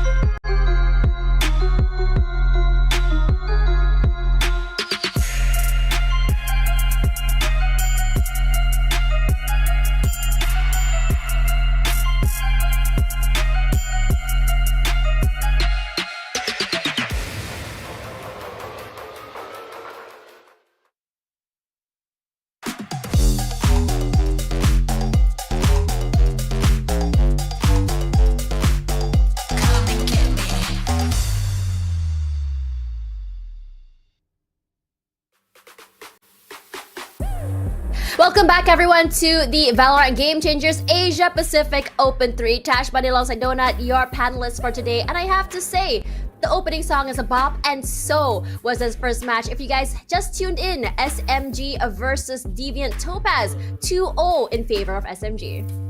Yeah, that was a bop and a pop, basically for Team SMG. Each and every time that they play here in Game Changers, it's very dominant, and we expect them to be able to do that all throughout, since they really want to secure that slot here in the opens, right? All throughout Open 1, 2, and 3. They've been so consistent, so I wasn't really surprised that they claimed that 2-0 win. But another new team that we will be seeing would be the second match, right? Not necessarily a new team, but a reformed team in the likeness of previous NGX, and I'm pretty excited to see this team go against their quote-unquote rivals, frenemies, I would say, of Team RRQ Kagura. I would say rivals would be the better word per se, right? I mean, these girls have been going head-to-head against each other. I mean, last year was a very interesting year for Nigma Galaxy. If you guys were to remember, they went from Nigma Galaxy to a new team. They were a team that were at one point a huge pop, and then suddenly they just sort of like disappeared into obscurity and came back and made a statement. So they are definitely a team that is to be, I would say, reckoned. Now, one of their players, Trix, used to go from player to coach and now back to player. And I'm wondering what the mindset comes through here as she goes through these two roles. Does that put her into an IGL role? Does it give her input a little bit more value? Because it does change how you view the game as a coach and as a player. Yeah, I think it depends on how you wear the shoe, right? If the shoe fits, then you can either run, you can jump, and you can try and dare to fly with it if and when you can. But when it comes to Trix, like as a player like her, she has a lot of FPS experience, so she does have that knowledge when it comes to, you know, battling against her enemies, frenemies, rivals, as you would call them. Right, so I don't really doubt her ability to be able to switch those roles. It's just a matter of using those concepts into this specific match right here where it really matters the most. Yeah, when we look at the lineup here, I think Ivory, Gwen, Trix, and Aya have played together. It's Tuia that will be the new player, at least for me. I'm not very familiar with her, but coming into the team, I think they wouldn't have too much a problem playing together, because we know, as you know, having Trix in the team gives them a little bit more, I would say, an insight on how exactly she plays, how she coaches, how she, I would say, gives words of motivation for the team. At the same time, Pizza FPS has been in the, I would say, in the scene for quite a while, and these girls have been playing with him, so there might be something that they have coming together in terms of a bond. Yeah, definitely the bond is there, right? They are the former glory of Team NGX. Gwen has played with them before in that same team, but Tuia actually has been in the Game Changer scene since 2021, and I'm really very excited to see her perform. On the other side of things, their competition is a force, right? And it is RRQ Kagura. Before, their former team member Aluka, the duo of Aya and Aluka, has now been reformed into the rivalry that we want to see now. And this specific team has shown us that even if they are the spoils of the best team back in 2022, they still can give it a shot, and we're very excited to see the likes of Iceberg and Ayumi show us how they have performed before. And with Nabsky as the leader, right, she used to be the manager, now she's playing for the team, and she's always going to be topping up the scoreboard with Ayumi and Nabsky on the forefront. I'm also very excited to see Bess perform as well. We've seen her in videos shared to us by FSL, and she just really is excited to be able to, you know, show her prowess and show her glory as the controller for the team. Speaking of controller, previously Capricious was playing the controller for a bit, or maybe more of a flex. We saw Capricious playing that Omen on the team, and previously I think that having Capricious on the team gave them a lot of firepower. So I'm wondering how exactly their dynamic will be changing with Capricious moved over to the side and with Bess coming in alongside Napsky. Regardless, the map picks are here. Pearl once again, and this time instead of Lotus, we're going to be having Fracture. Now, I wouldn't be surprised if this map does end up going to a map 3 because of how much experience both teams and the players have coming into the game. Now, coming into this is going to be picked by ANC, will be Pearl, and Fractal picked by RRQ. What do you think of these picks?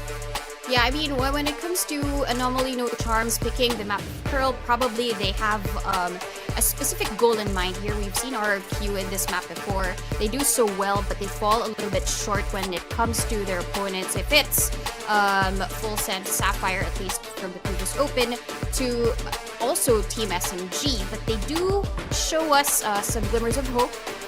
But I think Team ANC, with the leadership of Trix, she has something in store for us. That's why they chose this specific map.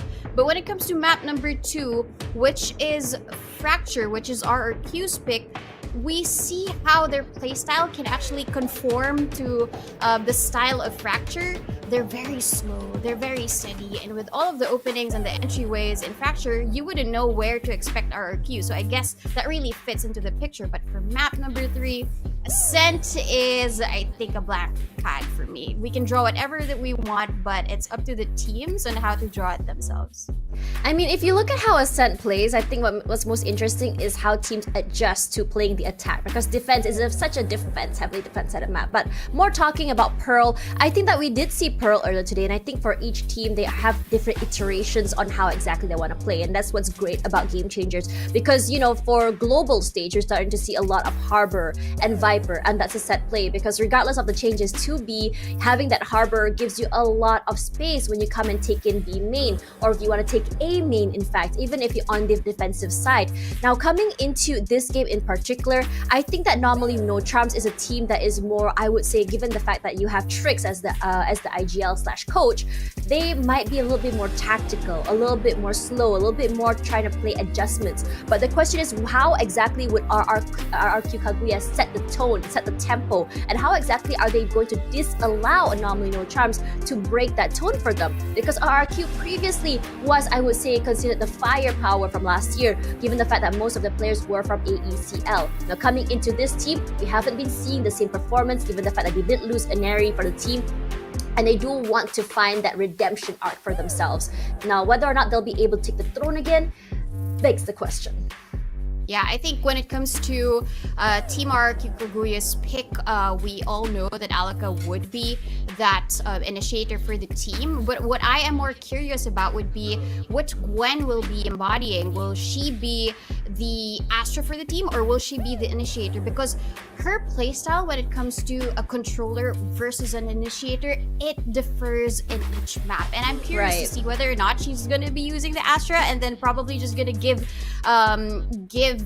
Tuya the main controller role, and then just use the Astra as a pseudo initiator for the map, because the Gravity Well and as well as the Nova Pulse, they're so powerful in this map and can just really catch RRQ Kaguya off guard. And looking at it now, this is the same. I am seeing a correct prediction for me, but Tuya is a Viper now. That's going to be a big difference. Tuya on Viper, you can get a lot of value from playing a Viper on this map. There's a lot of area control. You can put up that wall and play on the side of it, and that decay can give you a lot of value. But whether or not she'll be able to time it with her friends is going to be a question for me. Whether or not, I think what they're going to do here is they're going to keep the stars from Gwen to be put down as soon as the Viper wall goes down. So it's going to be a good change in pace and timing, which disallows any information to RRQ Kaguya.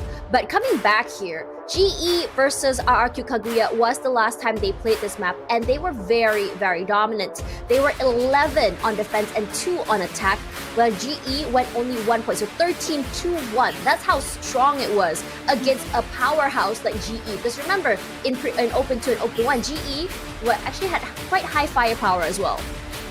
Yeah, I mean, the firepower, it could just be cut off, right, if you use the right utility against them. But looking at it right now, I think there's a lot at stake here for this specific map. And with Alka as the KO, they can just stop everything, or at least pause whatever that they're going to be throwing their way during that push. Because they're going to be on the defense first. So I'm really excited to see how they're able to use that Iceberg and Alaka combination in a specific site. Let's see how it's gonna go here. Firepower versus tacticals is what we're gonna be looking at coming forward. Now the question is, how exactly is Anomaly No Charms going to be handling the firepower? Again, Ayumi, we've seen how aggressive Ayumi can be. We've seen how Aluka can just basically stop all utility, and Napski's just so great on that lurk and watching the flank. Regardless, let's see these questions answered as we go into the first game of the second series. Raph and Zach, are you guys ready? Oh well, I think that we're feeling pretty ready, all right, for this particular game. We saw a very quick first series go through, but Anomaly versus RRQ, it should be a little bit more fun here. It's me, Zach, once again back with Raph, and Raph, our wonderful panelists, they did a really good job of breaking down the stakes and the different playstyles for these two teams. What are your thoughts?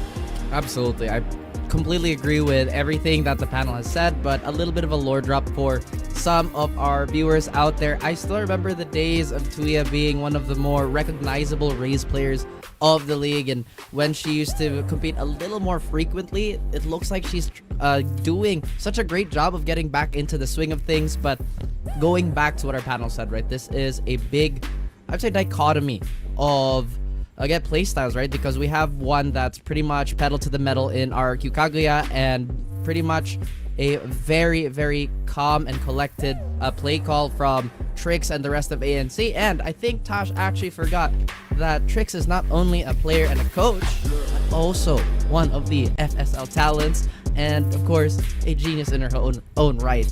And I think we're just also excited to see how this is going to play out.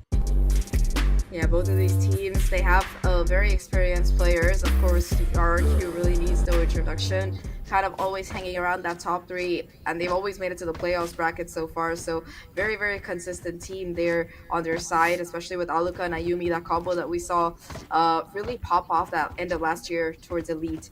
But on the side of ANC, I think that Aya in particular, we've talked a little bit about her before, how dynamic she can be as a player, and Trix with the genius brain. Every single player on this team, they have a bit of a storied history, and I'm very excited to see them back in action in this particular time all the way into playoffs. So I think we have a pretty good game on our hands.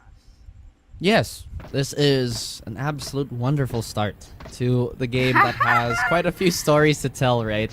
But just to go off on that too, Ivory is, I feel like, one of the more underrated sentinels of game changers. We don't really see too much of her as of late, but it is such a pretty much grand welcome back to the playoffs, you know, for her and the rest of the gang. And just the experience overall that ANC has is just very, very difficult to stack up against. RQ, I feel like one of our biggest, I guess, gripes of this team was sometimes when they're not leading the dance, they can't really find their way back on track. So maybe if ANC can weather the storm and just really avoid getting a huge lead built by RQ, then maybe RRQ is going to have a bit of trouble. For sure. I think that in particular for RRQ, there's going to be a lot of heavy lifting being done by Ayumi and Aluka. Now, Ayumi last year was the chamber player for the side of Alter Ego, now known as RRQ. And I think that she is really, really good with that operator if she can somehow get it online as soon as possible. I also really like how Aluka has switched over from that flex role, the controller role that she was playing throughout most of last year. Before that, she was a duelist, and now she's on this initiative. So definitely one of the more flexible players that APAC really has to showcase here. So for ANC, starting off here, they want to try and gain that early momentum as much as possible, or at least deny that for RRQ, because RRQ, that's the kind of environment that they tend to thrive in, just like SMG and Fulson Sapphire. If you give them an inch, they're going to take a mile. So it's going to be very important for ANC to deny that kind of snowball effect, that kind of momentum that RRQ are known for. Indeed, and again, it's just a testament to how cool and collected the minds are on ANC to be able to weather that type of storm. But it seems the trades are still pretty much even on both sides. Nabsky doing a good job of finding a small window of opportunity there, but letting in the whole community, getting 2 kills for herself. Trix, unfortunately, getting tagged down to a quarter of her health here. And it looks like they are going to reassess what side they can really take. They had a little bit of leeway towards Art, but they go for a main heavy attack instead. There's only going to be Aluka sort of hanging around the backside, and so far ANC, they haven't really made any noise. They've been 30 very seconds quiet left about their approach on this particular side. 30 seconds left per clock. RQ, they're gonna have to hedge their bets. They know that the hit is coming. The question is gonna be where exactly, and Aluka hears all of this news. He needs to possibly find a timing here, but it's gonna be Tia walking away with that kill, almost expecting that positioning, and Spike with planted. Aluka going Revealing down area. like that, it's gonna be a very easy plant and CC control taken to boot for the side of RQ. Now, sorry, for the side of ANC, a couple of their players get spotted out, and they're trying to maintain the advantage that they have. Last player standing. Iceberg taps to the defuse, but will be taken out by Aya almost immediately. And now it's just gonna come down to Best. It's just jumped upon, pounced upon by Tia as ANC. They take this pistol. Well played here by ANC. You know what I really appreciate was that again Arctic again they already had a few kills to their names, but they knew that the defense was going to lean towards that part of the map, so instead they go for a quick little reroute, still achieve their goal, and they are pretty much gearing up for the anti-eco here. RQ, not really known for their defense as well, are at least up until the point where Ayumi gets an operator, but for now it's gonna be a Marshall and a bunch of classics for the gang. I mean, I wouldn't knock that Marshall. Ayumi has hit some yeah. really nasty shots in the past with that, but at least temporarily the economic advantage seems to be overwhelmingly on the side of ANC. They're not really forcing the issue though. Once again, they know that RQ sometimes likes to go in for these stacks, these very heavy kind of plays that could lead to problems, so they're just taking it step by step. You already do see a quick rotation by that RQ squad over towards this A side, where apart from the Killjoy utility, it's going to be most of their players Scanning just ahead. trying to fight for the site actively here. They execute finally coming in. Ivory kind of leading the charge. Caught on that first player, the first that kill, but a lot of damage has been done, and Iceberg is able to capitalize and trade things out. Numbers still remain in favor of ANC. Look at the number of tags that have come through. Aya still though ticking, still alive, hitting those precise ghost shots, and Iceberg with 6 HP left in a dream. How much more can she do? Dream indeed, but ANC, they look like they want to wake up RQ as quickly as they can, at least in this situation. Iceberg, like you mentioned, just pretty much a breeze away from falling, but one cheeky right click to change the tone, but that's going to be more than we've ever asked for. Suddenly, a steal from RQ. How did that happen? Oh my goodness, ANC, it looked like they had everything thought of. But ANC, sometimes these things just happen. RQ, how?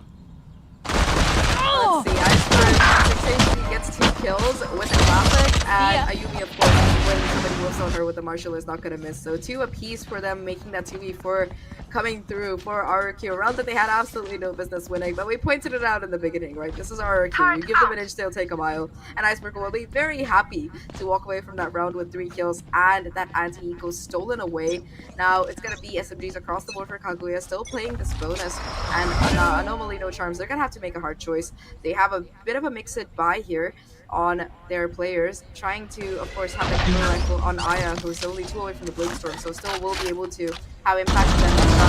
There's going to be a lot of heavy lifting on her shoulders, and she is ready for it. I was about to say that this is a very, very peculiar buy, but now they have 2 Vandals, again, to their name. ANC is going to have quite a bit of, again, allowance to do as much as they can here. B is looking a little bare on the side of RQ. Best has no idea that a few players have already crawled up towards Connector. Does have a Phantom in hand. A frag to her name. It's Aya to fall. Best still very, very worried about that longer angle here, so she's tucked herself in a corner. And see, they've gone mad scramble to find this perpetrator, but Bess is not going to falter despite every single person trying to fence her in. Tricks with a sheriff. You talked about dreams. Looking like a nightmare for her. She's looking to align the shot. Bess gets 4. ANC, they're going to suffer an eco buy here. That was, again, a pretty peculiar buy. Really nice shooting coming out of Best there towards that backside. You might have her pinned in, but you gotta consider, are you sure you're the predator there? Because Best just looks completely in control of every single shot that rung out from her. Multiple headshots on the Phantom, and of course, just Aluka with that necessary backup. It could have, I believe that Best could have probably gotten the ace by herself, but it's always nice to have a teammate in the back to try and help you out there. Now, Anomaly forced into an eco. They did put together whatever resources Get out of my way. that last round. Aya still with the Blade Storm in pocket, so that's an ultimate that could possibly make a difference here, and it will be forcing Aya to once again beat that first point of contact to try and build upon. But in the meantime, RRQ, they're playing very mid-aggressive right now.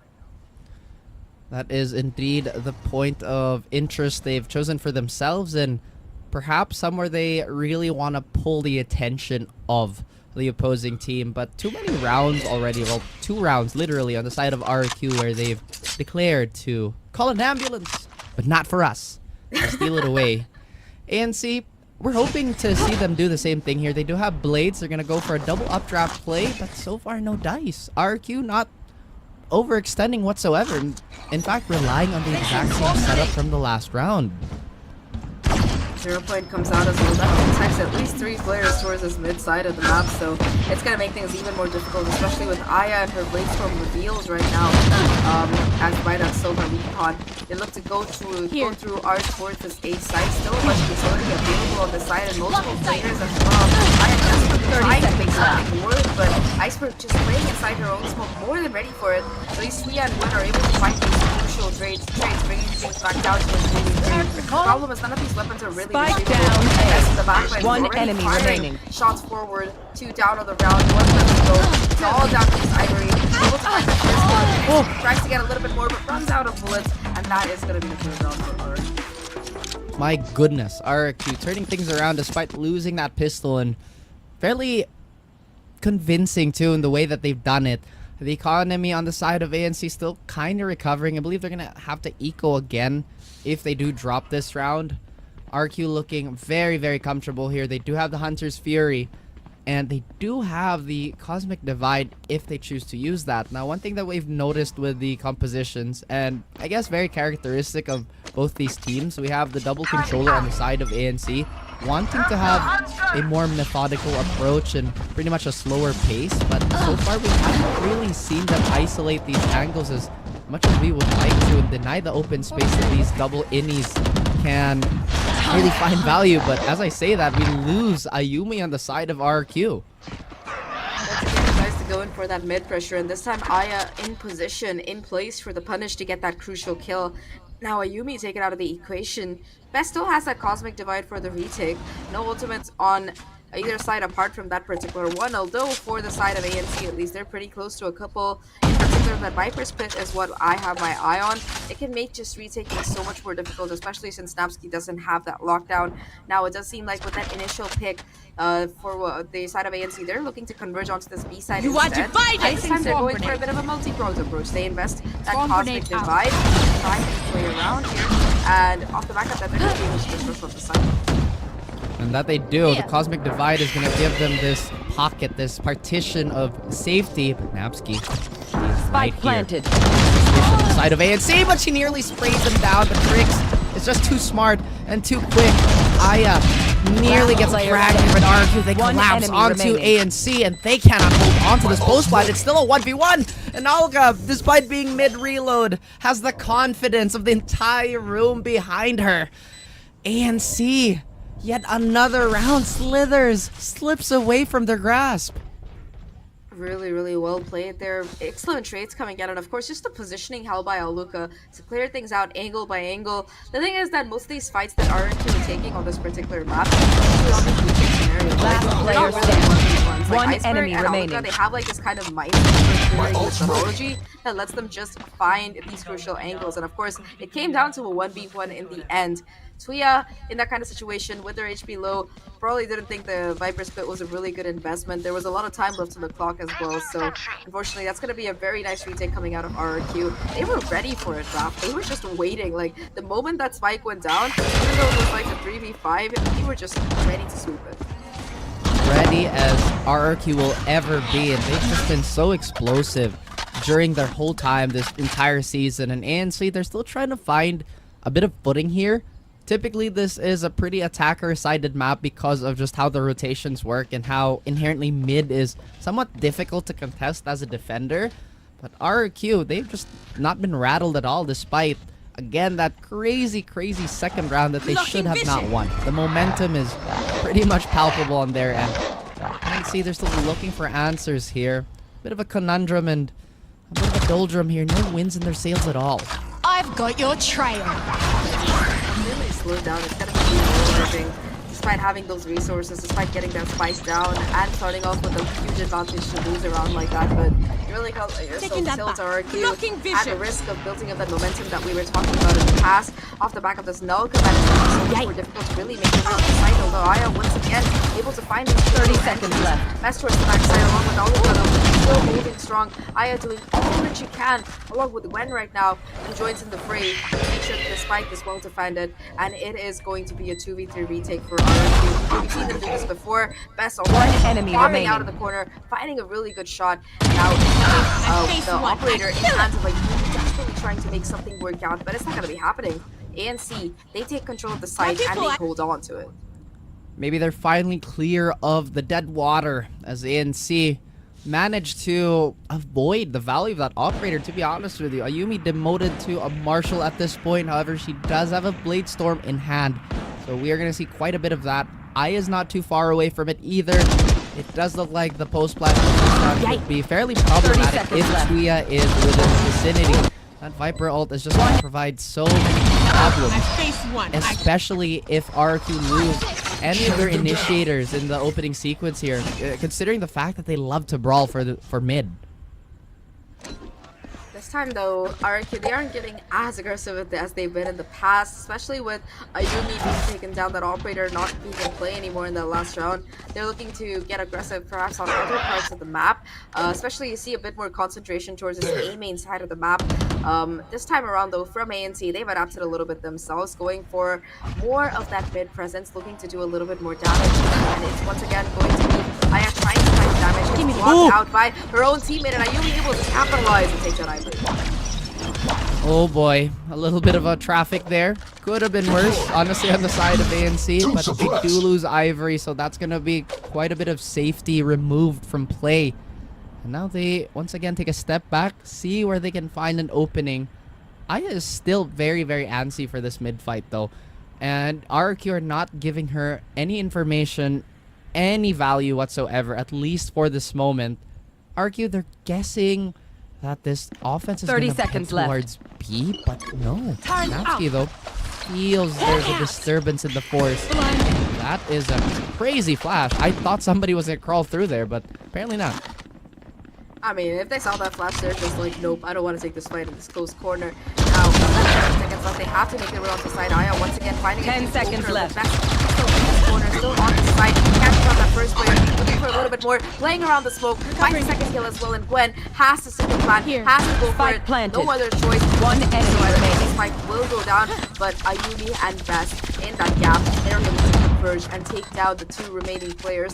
Once again on this B side, Best is just unstoppable, dancing through her own smokes to be able to find those kills. There's just no way to take her down. Absolutely, and what I find interesting here is that we're kind of seeing the weaknesses of this double controller comp, specifically because they don't have any hard confirms or any reliable confirms. Yes, the flash is going to alert anybody, you know, that there's somebody there, but it doesn't really tell you how many or how they're going to be situated. It's going to help in the brawling, but again, RQ just maneuvering on this open space as well as they can. ANC, they burn a timeout here and look to go back to the drawing board. I mean, their economy might not be in the greatest spot. They're gonna have to go in for a little bit of a mix-it buy here, but they do have a lot of ultimates to try and work off of. In particular, you do have that Viper Spit for Tuya, who's been holding on to it for a couple of rounds. Maybe Tuya had a judge in a Viper Spit might be what Anomaly No Charms needs to win this round. But for Kagura, they've been very quick to really adapt. The first couple of rounds at A side looked a bit weaker. Immediately saw the backup coming in from Iceberg as well as some of the other teammates. They're very quick to rotate on that site.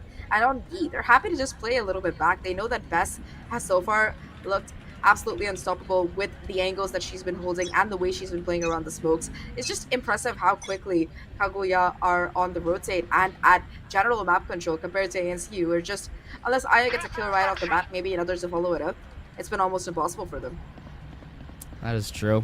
It's just been so difficult here, but again, 3 rounds, it's a lot, but not really. You know what I mean? It's like, it's one of those things where the gap is still pretty manageable. And ANC, they don't have enough firepower to really go for a more brute force approach. The ults still have been in their, once again, in their arsenal for goodness How long has it been now? But Aya looking to lead the charge once again with a Blade Storm. Does have a shorty if things get too uncomfortable. Best looking to replicate the success of that huge 4K from the previous round. Napsky already gets one. Gwen has the trade, but Aya finding value with a shorty. A weapon that could potentially be retrievable for her teammates, but Best, a total nightmare. Still holding on to this tiny little hallway, this tiny little space. One enemy remaining. ANC, and they will get sprayed down like fish in a barrel by RRQ. Granted, it was a pretty expensive round, Zach.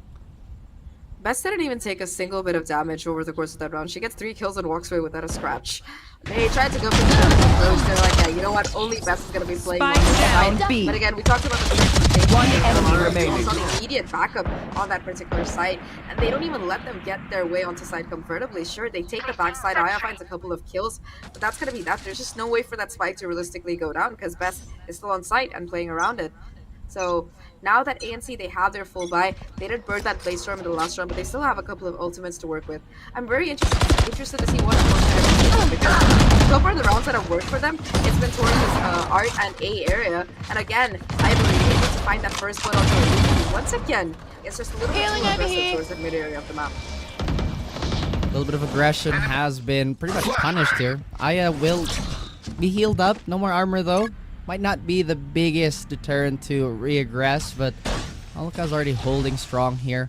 Already anticipating ANC to retaliate, perhaps? But, RRQ without Ayumi here, it might just have to be a little more reserved. Ivory does have that lockdown available to her, and perhaps maybe it is the round to invest it. It's gonna be there for that along with that along with the opponents both sides, they're just saving it for each other. Whoever puts the lockdown first is gonna see a counter. Iceberg stuck in the corner though, able to find a kill, but it takes down Glenn, and Trix finds another kill on Glenn. So that's gonna keep things out of 2v2, especially after Trix finds that crucial kill. Gonna be detained 30 by seconds that lockdown, left. but there's still a counter ticking away, so no real way to be able to make it through. The problem is that the spike One enemy remaining. Ivory goes for the spike, he still gets the kill. Absolutely massive work, and now it's just gonna be Best in that clutch situation. 1v2, and both of these players are so incredibly low. All that Best really has to do is 10 somehow seconds isolate left. these fights. With 10 seconds left, Ivory is gonna be forced to bring it down, and it's gonna be Trix through that nasty crack in the wall to find a kill. 4 HP, still gets a shot. No Another problem. fight? I thought ANC would set up a crossfire from Art and from main. Spike down A. Swing and kill is the name of the game here. We actually enemy saw Ivory remaining. do it. It's like, oh yeah, I need to spike. Run into anybody who's gonna hold on to dugout, and I'm gonna swing. But now the ultimate economies have somewhat equalized here. We still have a Hunter's Fury side of Iceberg that's, I don't think has been used. I think it escapes my memory, but Trix having that Seekers is definitely going to be something that RQ is going to consider. Not a lot of aggression this time for mid. This time, a lot more attention towards A main. Placing That alarm bot. initial flash from Trix has gotten that information. Sure, they don't know how many, but they know that there's the possibility of RRQ pushing out. And once again, they're quick to capitalize. They try to rotate over, going in for that push. And this time, Best is playing a very aggressive position. Puts down that smoke while by pulling it back temporarily. Trying to spray I've through it, got making your it kind of trail. an angle, and You want to already find Iceberg it? has rotated over as well. Cosmic Divide now invested by the side of ANC to try and make their way on the side once again. They take that back side, but still it's gonna be Iceberg and Best both holding on behind this wall to try and do some damage of their own. I'm really curious if Tui is gonna invest this Viper Spit to just secure this round and right on cue as she turns the ult. Nah, I was just curious, you know what I mean? You don't actually have to do it, but that 0 point is going to find so much information, and at least it's gonna delay some of the mollies that might come out, but oh no! Iceberg, as soon as she pulls out the bow, enemy never remaining. bring the weapon like that in a gunfight, and just collapsing onto each other here as RRQ and ANC. An advantage on the side of ANC, and a very, very tricky one Alka has to deal with. Time is running out. No more utility. Potentially a save call. It looks like she might just hold on. Exit and deny any remaining. weapons to be saved. And Aya gets hit by a fadeaway. And as well as everyone else, really. Not a bad round for RQ, they do lose everybody, but they also make sure that ANC lose their money. So ANC should still be able to buy, but it's going to be looking a little bit more scrappy here. Half armor, maybe a little bit ready to compromise on. Really beautiful timing on the lurk here from Ivory. To break down that enemy remaining. Catch Iceberg mid. One enemy remaining. Beginning of the ult. Really clean round overall, and the execution, I really like how they use that Cosmic Divide wall to swarm through backside and push on the opposite side, so that Bess and the rest of the team couldn't just play around that corner and miss that utility. I really liked how they innovated on the first time the Cosmic Divide play didn't work out. That's true. A very, very big heads-up play here. And again, just a little bit of a reset on the side of ANC. They found a little bit of resistance here on A main. They're not necessarily fiending for, again, just overextensions across the board. Placing swamp Bit of a grenade. lurk on the side of Swamp grenade Ivory, out. assisted by Tuya towards Art. And I like how they molly that out. They really don't want a repeat of Nabsky just, well, nabbing a few kills and adding it to her totals. And Ivory still very, very cautious of this Arc position. One thing I like about ANC is that despite everything RQ has been throwing at them, they remain true to their pace. Maybe perhaps a little too much as Aya is going to fall without any response whatsoever on ANC. They get the site, they're gonna get the plant down. Spike How planted. far are they going to take this hit? Nabsky and the rest of the gang already preparing for that retake. And they're just going to be charging in off the back of it. All the remaining players of ANC stuck towards our side of the map, trying to isolate this fight. Enemy remaining. Really contend with. It's just going to be one player left, and Aluka more than ready to take Tuya down. The last link in that shade to give RRQ their 7th round on the board. A flawless round to boot. And it seemed like RRQ were ready for it. They knew that the hit was coming in on the Last specific round site, in the half. and they, with that null command in their back pocket, they were just so confident. Like, alright guys, as soon as that spike goes down, we launch our plan. And now finding that opener and One enemy remaining. very, very impressive. And just everything you said really shows why RQ is such a menacing team, especially on those very, very quick bursts. Those small windows that they can really abuse and just absolutely go ham with is pretty much their trademark. ANC, while they are getting meaningful map control, I feel like their biggest problem as of the moment is just their staying power. They're not really having the greatest time divvying up all these angles despite all the utility they have available. We have a hero buy on the side of Aya and Gwen with a Guardian. The rest of the squad not really packing any main rifles except just the sheriffs. We know how lethal they can be against a team like RQ that's fully equipped. Statistically speaking, it's not looking too good for ANC. Yeah, not the greatest of buys, especially considering this is the last round, but hey, they're doing the best they can. RQ on the other hand, they seem to hold all the cards. Sure, no ultimates quite yet to work with, but only 2 off that lockdown from Nabsky for a pretty easy retake if necessary. And Aya, well, having taken a lot of space towards this mid area, it's just area that RQ have willing to give up in the past. Now they look to go in towards the side. The problem is there's just still so much utility in their way. The shock darts, the Astra pulls, and because there's just so much for them to deal with. But it starts to drop from beautiful 30 order. seconds left. That's gonna be all that Spike ANC down, though, and B. the remainder of their Last still player still standing. playing around this part of the map. They're spraying around their way in, and it's gonna be an almost peak round, almost flawless round for RRQ to bring them to 8. My goodness, Switching still very, sides. very competitive half, to be honest with you. ANC keeping it pretty close, but I am absolutely certain that there's not a lot left in the tank, Zach, and I'm honestly curious what the panel has to say in a little bit. There you go. Maybe my curiosity is going to be satiated, and we're going to be throwing it to our panelists. Thank you very much, Raf and Zach. As we saw a very, I would say, close first half rather, between the two teams. I have to say that it's looking a little bit more hot toward the side of RRQ Kaguya. They really understand how exactly things work, while ANC are more eager to have a fight or maybe take pace toward mid. RQ Kaguya understanding that holding the site holds more priority than fighting for that mid control.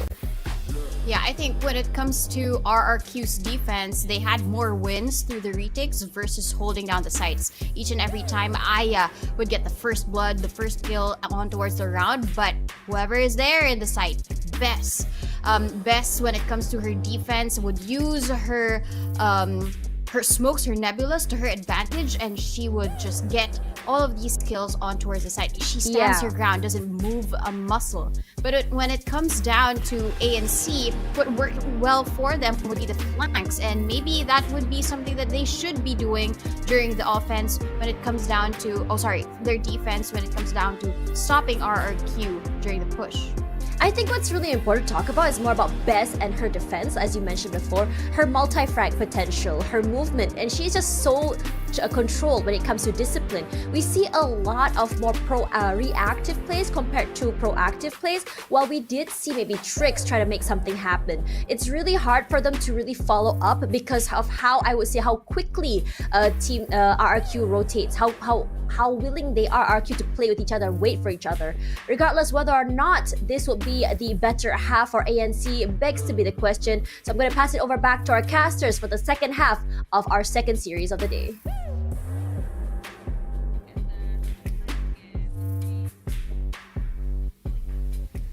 A lot of curious minds on the desk here. Not just us, but also our panelists as RRQ. They've really done a great job of pretty much anchoring their side. Now it's their turn to play, well, again, the offensive game here. Once again, guys, my name is Raf, and we are joined by, obviously, the very, very wonderful Zach. How you feeling? Very, very nice. 8 for a half. RQ have the advantage in that first one, but this is the Anomaly's chance to kind of turn things around here. They have a double controller, a little bit more utility in their pocket for that stall potential on the side. The thing is, will that be enough to deal with RRQ's onslaught? Because they do have the duelist Ayumi, but they also do have Aluka, who's basically like a pseudo duelist the way we've seen her play in the past. So it's gonna be very exciting how they're taking their confrontations. Right now, that first point of contact is gonna be that doors. 3 players just walk in. So yeah, they're trying to find these kills. Just get that first one, but Aluka immediately with that trade. Oh my goodness, I thought Tuya might have been good for another one there, but again, backpedaling, did not anticipate the numbers here. As ANC, maybe their slower approach is going to benefit this defense a bit better. They're still playing on equal footing. RQ did lose Ayumi, and that is going to buy a little bit of time. Tricks, you see, she's already prepping the guiding light, and RQ, they vacate as quickly as they can.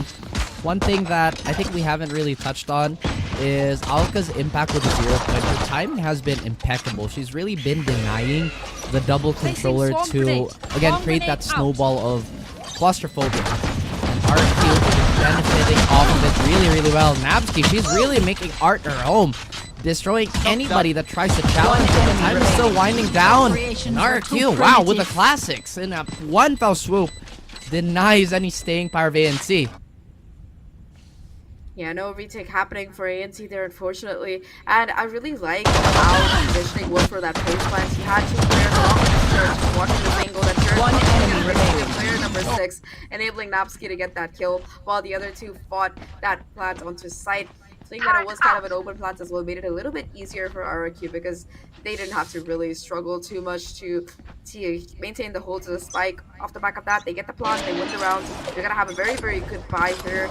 They're in fact going in for fully purchasing things. 3 Bulldogs online along with the Guardians. So aside from this one Marshall on to Ayumi as always. And I say only Marshall, but it might cost less, but an Ayumi Standing ahead. will not work. Oh yeah, we already had a crazy Marshall round in the first half. Already hoping to see more of that. I'm honestly really curious still of this Sova pick. Again, not really the worst pick in the world for this map, but I feel like maybe Fade would fit the range a little bit better, but Arky's been doing so much work. And Iceberg has been one of those players that's been around forever. She will adapt to any situation, and we've already seen value from that. Meanwhile, Bess getting her hands tied up here. Ivory's gonna try and find some kills, but no. Nabsky and the rest of the players just really denying any potential flanks from ANC. The numbers are just kind of dwindling down. If she can find something behind the smoke. Oh, the smoke's appears. Dancing left and right. As much as we would want to, it's the rest of the squad just denying this pretty much equal round on the side of ANC.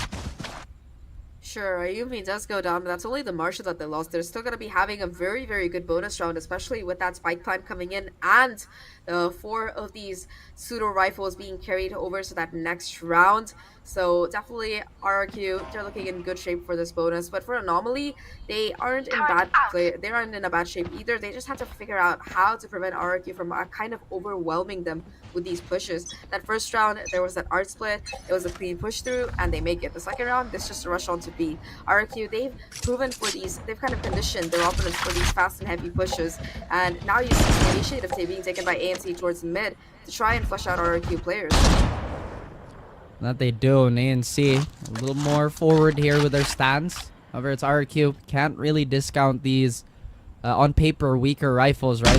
Already find an opening here. It's Trix anticipating the aggression from that side of the world, this Iceberg, and the rest of the members of RQ position themselves for a better B hit here. Alka taking a chunky amount of damage here before really any return fire. Yeah. The really first contact here, backing up as they want to solve this problem as a whole, as a group. Oh, the timing on this lurk here. Best able to just kind of walk through main into art.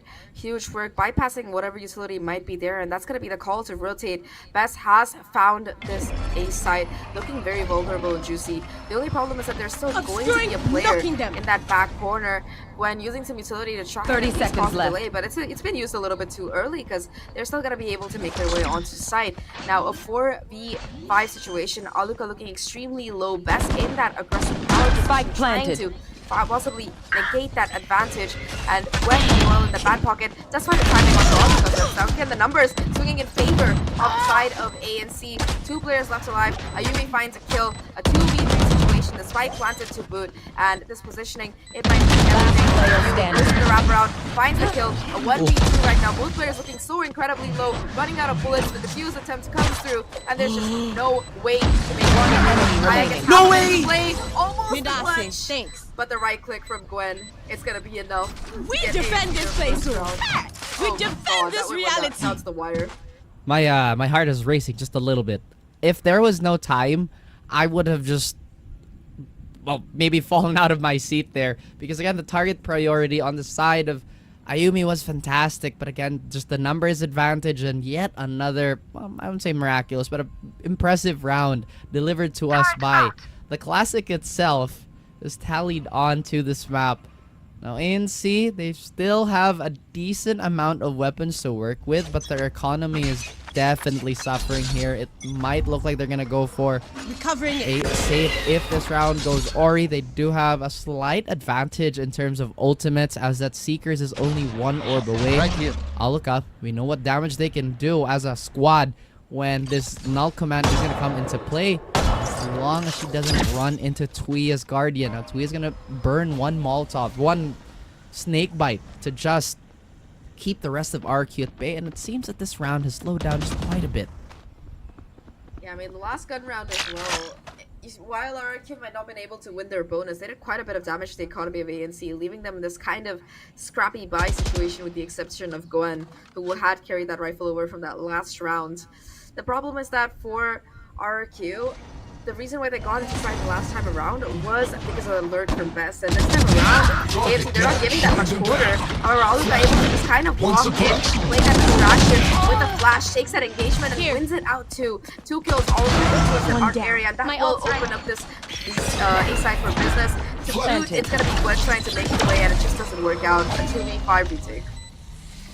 We've seen this exact situation go against ANC. And while RRQ stole the round in, again, similar conditions, just really not going to happen for ANC this time. Very, very close to match point now. However, the weapons are still looking quite light. On the side of Anomaly, no charms is, look, befuddled. They've been trying to hit Art as hard as they can, but RRQ have had all the answers.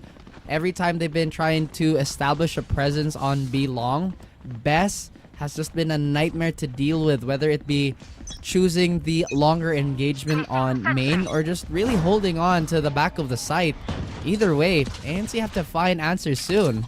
Otherwise, this might be the end of the first map. Their own map pick, by the way. Yeah, it's kind of going as they'd expected. Sure, they've had a couple of really good individual rounds, but overall, it just seems like RRQ, that experience that they have as a squad, it's serving them in good form here. Despite them missing out in area for this year, it doesn't seem to have cramped their style too much, for lack of a better phrase. Now 11-5 ANC, their economy kind of in the dumpster, not a very good buy, and well, they do have a couple of ults to work with. I don't think it's going to be enough to really stop RRQ from getting onto the site. Already Ayumi kind of leading that charge with the updraft, clearing out. They still expect this backside presence. It will be confirmed thanks to thanks to 0 points, and they get the spike down and they get the hell out of dodge. They do, and this post plant is going to accentuate the problem that ANC just don't have a lot of things to fight the longer angles, so instead they choose to flood in from the back.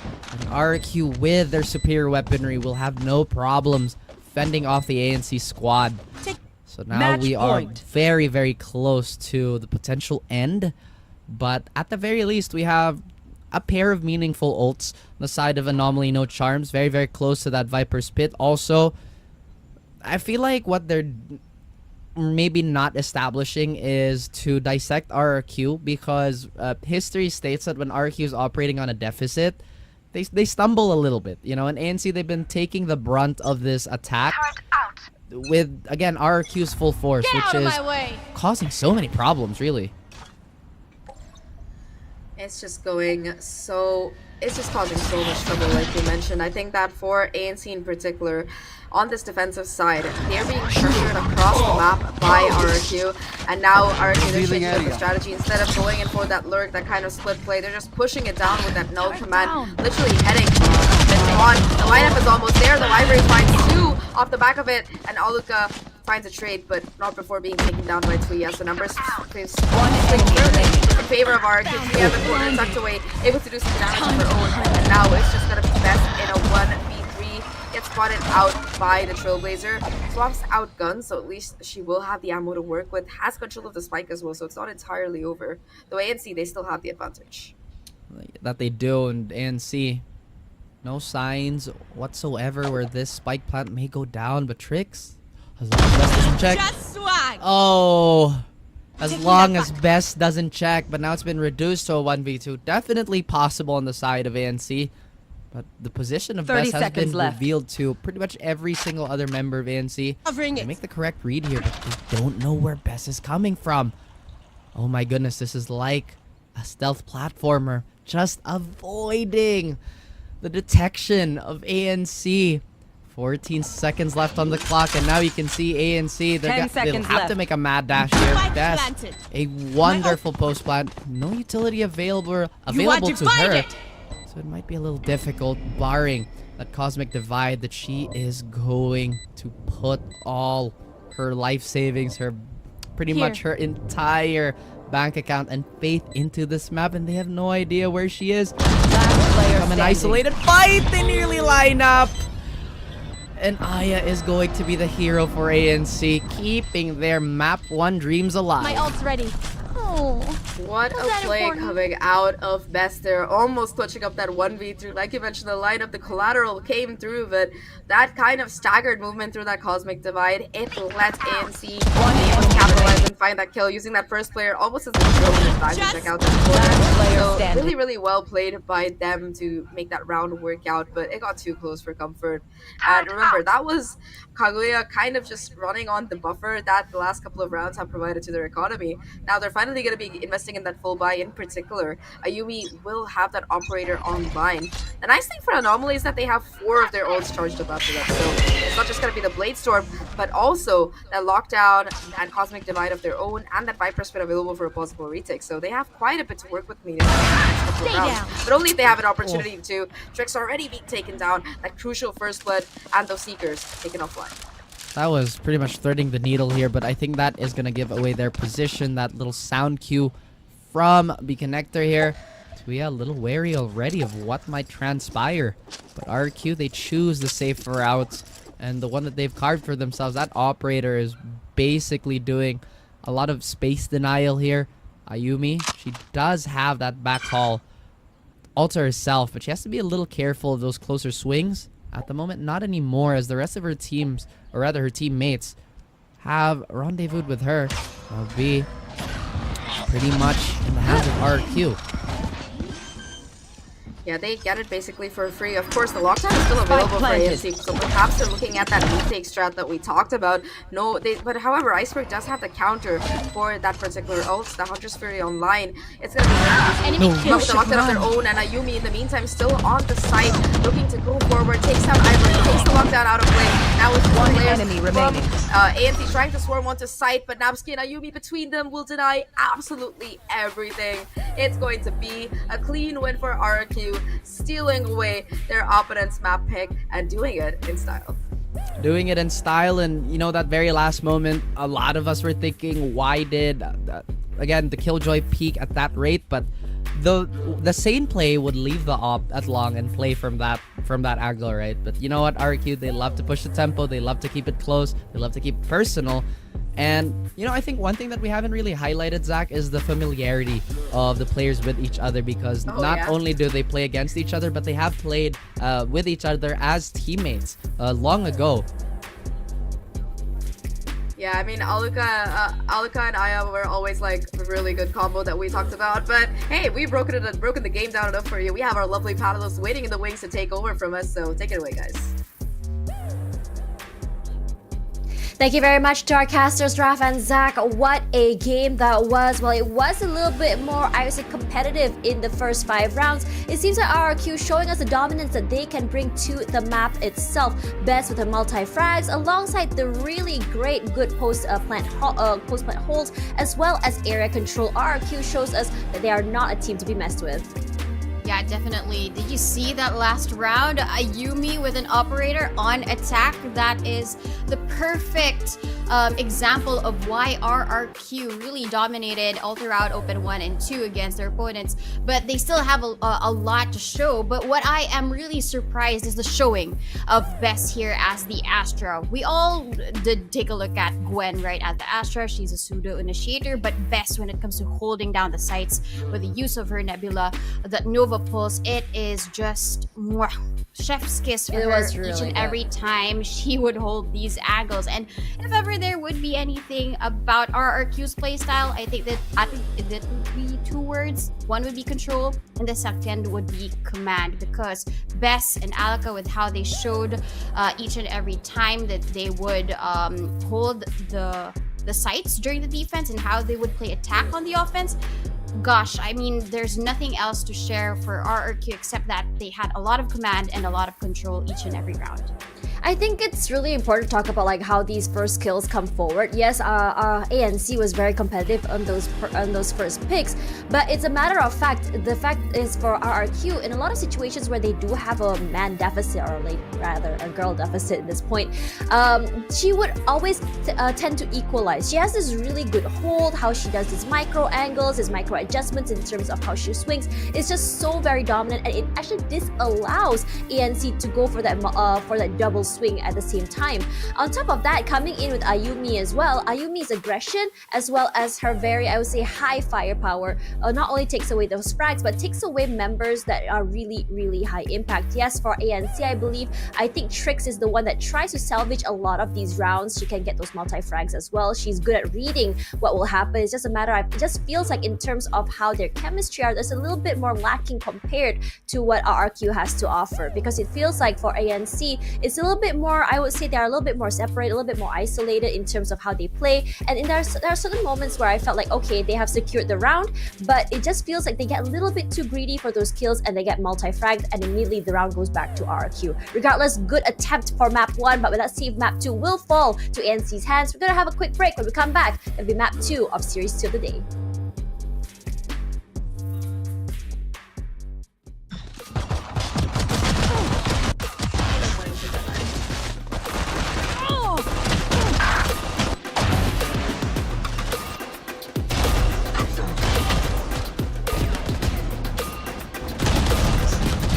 Last player standing. One enemy remaining.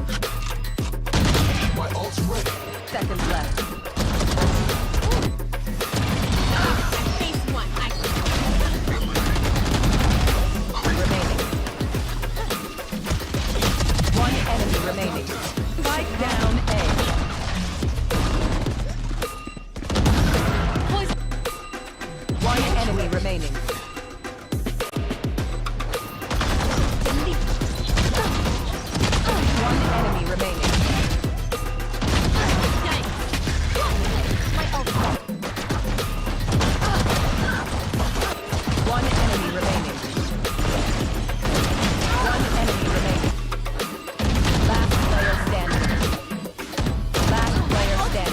Bomb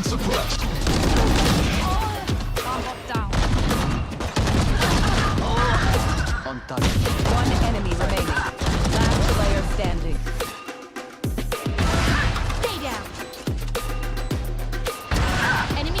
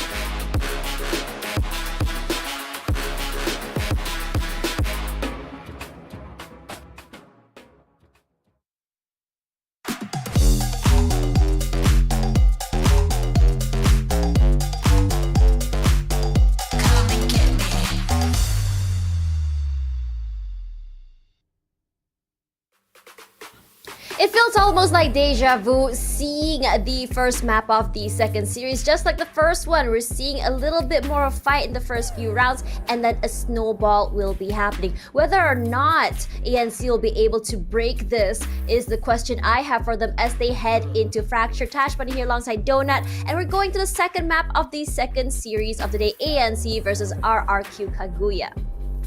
Yeah, Fracture is going to be an exciting map because I think we mentioned this during the panel, right? That RRQ is the perfect team to play Fracture because of how they play, and I think we saw that earlier in the map of Pearl. They weren't moving a muscle, they were just standing their ground, and for a map like Fracture wherein there are a lot of entryways, you want to really play slow and steady. And with Yumi in the last round of Pearl, just using an operator slowly but steadily, creeping on towards the site and getting those kills, that's going to be something that Anomaly No Charm should really be able to look out for, especially in RRQ's map pick. I think for Fracture, it's such a, it's such a momentum heavy map. You can chain so many rounds in a row and you'll be left questioning how exactly are we going to be breaking these momentums. Again, I would say lurking, flanking is the name of the game. Pincering your enemies into an area will really give them a big disadvantage when it comes to taking up space. Now, the idea for a lot of teams coming into the bigger stages is to have one player lurking, whether it's toward arcade or toward drop, and the rest will be coming in from main or holding on to the site. Now, if your timing in terms of your rotations can be great, it can mean a good thing for you, and if not, it could spell disaster. Speaking of disaster, there's the no-no rope, according to Komodo during Ascension, where we saw a lot of players just getting shot down, of course, after the Boom Esports incident, as well as so many people just crossing, getting shot over. The question now is whether or not people are going to be taking advantage of that rope still. Now, coming into the game today, I think that this is RRQ, especially before, this is RRQ Kaguya's, I would say, one of their best maps. They are very aggressive, very, I would say, firepower heavy. They're not afraid to take up space, even on defense. What do you think ANC can do to counter this sort of play? I think what ANC can do is really try and capture how RRQ is playing, because they had that. They had a grasp of how RRQ was playing in the first few rounds. You mentioned this earlier. But in terms of the snowball, they also let go of the concept of how RRQ did, and then they just play their own game, which sometimes can work with other opponents, but you also have to think like how RRQ thinks. And Raph mentioned they have a relationship with their opponents. They've been playing against them for quite a while, and Aluka and Aya used to be the duelist duo of NGX before and she Trix transferred used to be RRQ. And Trix used to be the coach for NGX as well. So, and she also played for a little while with them in Rising Hope. So there's a lot of history between these two teams. It's a tale of rivalry between these two, and it's just a matter of who will come up on top between these two teams. Now, coming back into, I would say, stats between the two teams here, RQ Kaguya so far has had a 67% win rate on Fracture. Not necessarily the best sort of win rates, but they have won against Global Esports Phoenix, previously against Orangutan X. I think they had some OTs with Full Set Sapphire, so it definitely does show that they do have enough experience coming onto this map. And meanwhile, for Fracture, for Anomaly No Charm, 60% win rate. But then again, the only team that the notable team they played against would be the Hero KDA, as well as Global Esports Phoenix, and they lost to both. So I'm just curious as to what exactly they have in mind when they come into a map as aggressive and as momentum heavy as this, because it seemed like in Pearl they weren't able to push the brakes and press stop to the momentum that is seen by RRQ Kaguya. And it's also to the point that whenever we see ANC getting hold of momentum, immediately RRQ Kaguya calls for a timeout. Yeah, I think it's also about ANC and how they are positioned within the map. It's as if that RRQ Kaguya just really has the better positions. They also outsmart Anomaly No Charm. No matter how big of a brain that you have for your IGL for tricks, if the whole team actually can assess your step before you do, then that's going to be something shaky, at least if you were to try and counter an opponent like RRQ Kaguya. And I think when it comes down to the selection of the side, right, we know that RRQ Kaguya could is actually higher in terms of the win rate during the defense. So it depends whether or not they start on the defense, and maybe I was gonna call them NGX. Maybe Anomaly No Charm can actually steamroll during their own defense, so that it can tip the balance in their favor. But looking at Pearl, which is their map pick, which they lost, I'm not really sure how they can counter that. It just has to be maybe seep in a little bit of that calm, and then just clear their head and try and play their opponent's game versus playing their own, which is sometimes gonna be shaky for Anomaly No Charm. I think for Anomaly No Charms, they had a pretty dominating round against Neons during the Swiss stage, and it looks like for how they play, it was a little bit back and forth on the attack side. For them, it seems like they're a little bit more, I would say, adept on the defense. Now, how this works, I mean, when we talk about tricks and 300 IQ, I mean, we can see those. We can see that what they wanted to achieve with some of the executes, some of the plays, some of the retakes. It's just a matter of just more of the individual plays that we're kind of questioning, right? Like the overheats, the little bit of greed, the underestimation of the teammates. Like just now, like Iceberg, 5 HP, 6 HP left, and decided to push. What they didn't realize was that Iceberg was playing so close that they were actually sprayed down eventually. And these small mistakes can snowball into bigger things. And RRQ Kagura is a type of team who will definitely, I would say, capitalize on these mistakes. I think if anything, like you said before, take a cool head, just really sort of like, I think thinking might take some time, but if they can be disciplined, if they can play together, it can show, I would say, promise on them trying to at least take this map away from RRQ. Regardless, RRQ is one of those teams with immense experience when it comes into this game, and I would say, like, despite the fact that Anomaly No Charms has had a competitive experience, I would say that because the team just brought in maybe Tuya, or maybe just played together, I mean, only a few of them did play together, they do still have some new additions. Chemistry might not be there quite yet, so let's see what they're able to be pulling out of the bag. And I think today for these two teams, Anomaly No Charms as well as Deviant Topaz, I think this is one of the hardest runs. Your first map of the tournament, you're going up against some of the top dogs. Yeah, I think you mentioned a little bit about one of the team members just being new to the team, a brand new team, a reformed team. But Gwen has actually had a push and pull, right? She has been an immense and a pivotal player for Big Scythe. She has moved to NGX before, went back to Big Scythe, and now they have reunited together. So the chemistry, I would say, in building that type of offense and that defense together isn't as strong. The foundation is there, but the building blocks really they're broken apart, and the puzzle is too complicated for you to fix in just a snap, right? Given the preparation here for Open 3. But in Fracture, at least, I think they do have some glimmers of hope. I would say this, especially when it comes to their agent selection, which really mattered the most. They did work well with that Killjoy for Ivory, so that's why she's going to be staying as the Killjoy. But Gwen right now as the Breach might make all of the difference with Tricks as well as the Fade. I'm really interested to see Ayumi go up against Aya. I think these two have been mentioned a lot in terms of like the firepower they can bring as being a duelist. So it's gonna be very, very fun to watch. I mean, previously I think all eyes were on Aluka when she was playing the Reyna, when she was playing the Jet. But now it's shifted, and Aluka, if she can get the timing right in her lurks, I would say in her timing for getting those flanks, it will be massive, and as well as preventing those lurks at the same time. Now, I think there's also this, I would say, this question, right?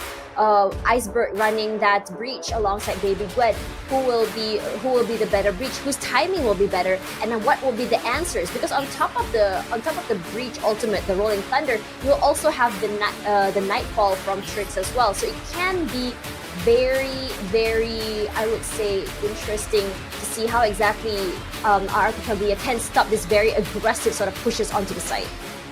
Yeah, I think it's more of a difference in how would you use the Sky, right?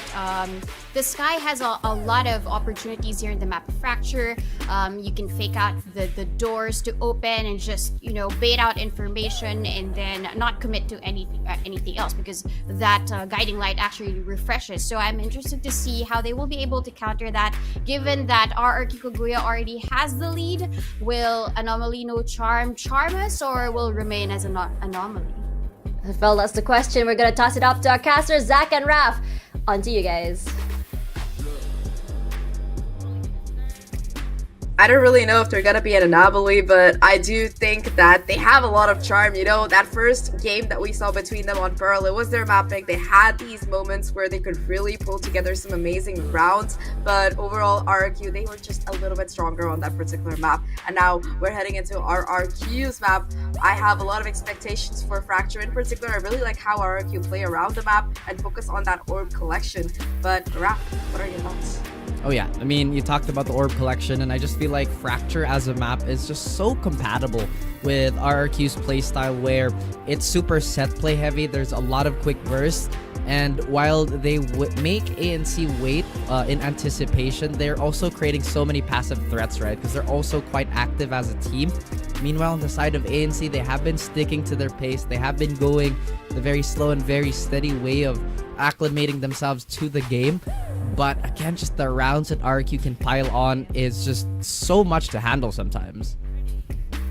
Yeah, but I think we're going to be heading into game pretty soon, so let's see what exactly these two teams have for us in store on Fracture. Now, I like that Tash brought up the zipline moments. We've seen a couple of those all around the world, not just at Champions last year, but also on Fracture the last few times we've seen these teams face off by themselves. And, well, I really hope that we don't see any more of those kind of accidental tragedies happening. There's a reason why there's a safety sign on that zipline after all. I am hoping for some extremely powerful head-to-head fights, in particular this duel that seems to be happening time and time between Aya and Ayumi. Aya in particular was super impressive in that last game because she was so good at finding those entries. It just seemed like Anomaly kind of struggled to find the kind of momentum after that. Despite Aya getting that opener, RRQ were very quick to respond. Now it's Ayumi's turn to do the same. Exactly, they have to set the tempo here, especially when they are on the strong side of the map, the consensus strong side of the map, and that's actually a pretty cool spray. I've never seen that one before. But again, going back to the game, getting a little distracted there. I think this is going to be a little more aggressive towards the northern part of the map. The defenders have already convinced most of ANC to just stay away. Iceberg getting a huge 3K here will allow her to have the Rolling Thunder very, very quickly. Yeah, 3 kills for Iceberg, but also just the spacing coming out of the RRQ side towards that area of the map. They were just ready to rotate over. They were like, yeah, you gotta reload, don't worry. We have 2 more people coming in to fight. If somebody falls, there's an immediate replacement. So very, very good positioning coming out of them and really setting them up for these trades. Iceberg, of course, with that huge opener, but both Napsky and Ayumi were there for that backup as well, really tagging these players down. And off the back of that RRQ, they're gonna have a pretty interesting purchase for this next particular round. No plans, so not much money for ANC to work with either, unfortunately. And the most we're going to be seeing is a Sheriff and a couple of Ghosts. Very, very conservative buy here on the side of ANC. I feel like also the previous map, they were forcing quite a few things, especially with very, very peculiar buys. Yes, the Bulldog and the Guardian can contend with the Vandal at longer ranges, but with a game like this that really comes down to the most minute advantages, it's hard to really execute that as well as you can. And Ayumi with her fabled shit, rather Marshall, is going to pretty much bring her judgment on all these players. Spike a little bit of down trick shot A. there, Zach. Last player I standing. for sure was thinking that she's gonna fall right then and there, but one more parting gift for the rest of her team is Tuya struggling to stay alive here. Very, very low HP and not really too much to boot. Yeah, finally gonna be trying to go around that corner. Best just lying in wait. You saw how 2 players had their crosshairs trained like lasers waiting for Tuya to come out, and it will be another round without too much ado for RQ. Sure, I think they lost one gun, but all things considered, it was pretty efficient, especially this last fadeaway from Ayumi and no scope to boot, to just be like, hey, you might take me down, but you're paying the price. They're gonna make it very, very expensive, and they do so indeed. Now, RQ, they still have a decent bonus to work with, 2 Bulldogs as well as a Spectre, and in some of the areas of this map, in particular towards that tower area, these weapons could do quite a bit of damage. Now, however, it's going to be pressure applied towards the dish where Ayumi is so playing, does have the flashes to try and make her get away alive, and does do so in fact. Get some information in exchange as well. ANC still once again hugging the north part of the map here as they want to explode towards satellite, but no. Dish is going to be served cold here for ANC. RQ dancing and tapping away, and wow, Napsky actually finds a stray fight onto Tricks there, so that's going to be a lot of the info game on the side of ANC being denied. I don't know about this. They have found an open road to Tricks already. RRQ setting themselves up for success, and now ANC, like you mentioned, rotating over towards the side of the map where there's still that Kagura utility, as well as Iceberg lying in wait here towards this tower area. They haven't quite cleared it out. They go for the pinch, but it's not in time. Iceberg with that Bucky, making it sing out and getting a huge kill onto Ivory. Now the game is up. Finally, trying to kill, but now there's Ayumi with the no-scope as well. Aya able to take her down, but in a 1v2 situation, the spike having been dropped onto site, it's going to be very, very difficult for Aya to retrieve it, especially with the clock ticking down. And only has 4 bullets left in the magazine here. Might have to reload soon, as ANC still trying to lick their wounds 10 here. seconds left. Do get the consolation prize of getting the spike down planted. and one more charge for Aya's Blade Storm. However, it's still a 1v2. Looking a little dicey as that reload still has not come into play. I'm hoping that doesn't bite her in the back. Can't really be too cautious in the situation too, as she has no info coming into this. Now Iceberg still wary of this tower position. A hit is gonna come, and it's one. Oh no, it's gonna be a bit of a delay here. Force the swing. She Don't interrupt my well. work. You talked about the 6 players, Zach. There you go. We need to start keeping a scoreboard for the number of turret kills like they do for other tournaments. But yeah, that's going to be the first one today. Alucard's turret cleaning house there and winning RQ bonus rounds. Really, really nicely played by them. Especially this fight on the side. Now that they have the advantage in numbers, they were happy to take the fight with the lesser weaponry, go for these crucial trades. And while Aya tries to clutch it out, does in fact isolate that 1v1 and gets it. The turret is just a little bit too much for her to deal with at that low HP. And RRQ, they're gonna walk away with the round. Not just that, even though they lost all of their players, remember that was their bonus. So everybody's just like, yeah, more upgrades for me. In particular, Ayumi with this operator. That's gonna be something to look out for. Already going aggressive, finding the kill, gets pushed by the Prowler back, but it's not gonna matter as that first split still goes in favor of Ayumi, and she wants work. She might get a second here, but not landing the follow-up shot. However, one is enough, and they had to lose Ivory here. Ivory once again being removed from play is going to open up the flanks of ANC and is going to allow RQ much more movement. And see, they still have the battle on Aya also, so maybe, just maybe, they need somebody else to set up instead of being super top heavy like this. Bess is ready for the first contact, however, just having a little bit of hesitation. That's going to allow for a frag onto Nabsky's side. Yes, the quick trades are here. She's getting flushed out. She's tucked in a corner. Where can she go? And surprisingly, ANC don't really capitalize on this. Trix gets a pair. Gwen answers back with a sheriff. Alka, the lone person trying to get into the side. Gwen hoping that she could bait out some sort of overreaction here. And this spike is going to finally be planted. 8 bullets. 1 more to take Gwen out. And Gwen knows. You gotta watch her back, as all eyes are onto Alaka, and right between them is the sheriff shot to steal a round away for ANC. Really, really nicely played there by Gwen to be able to just hit that huge shot in that 1v1, bringing it down to a 1v1 as well. Putting some tricks there for being able to capitalize on the space that Aya creates. Sure, that's a lot of utility on the side, but it seems like these chaotic situations, it's where ANC, they found themselves kind of thriving both on Pearl as well as here. And they were able to just kind of make sense out of that chaos and bring it down to a winnable situation.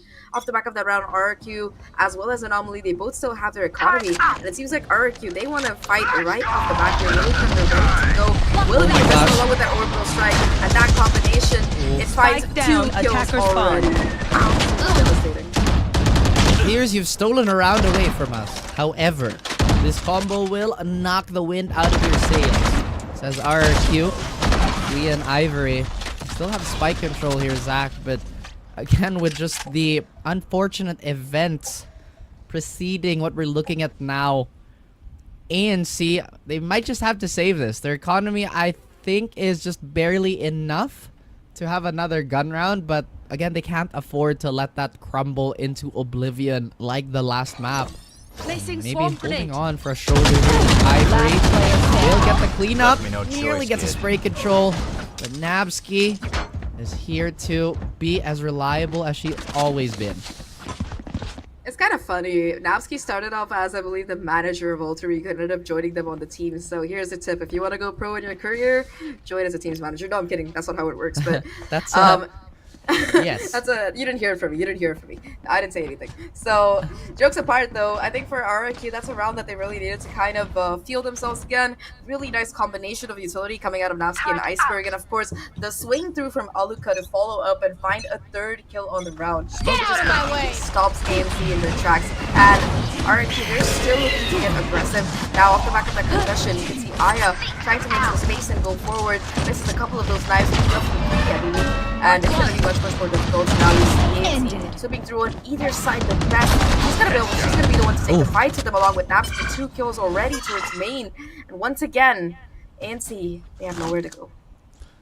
We talked about how ANC can remedy quite a bit of their problems, considering RQ is a very, very set play heavy team. And I think one of the solutions that the desk proposed is to just kind of dismantle the attack or the defense one by one. You kind of have to divide and conquer against RQ, because if you leave them at full strength like this, it just becomes so problematic, and we're really seeing Right that in full swing. Aya still has her blades here, but Iceberg's already readying her utility.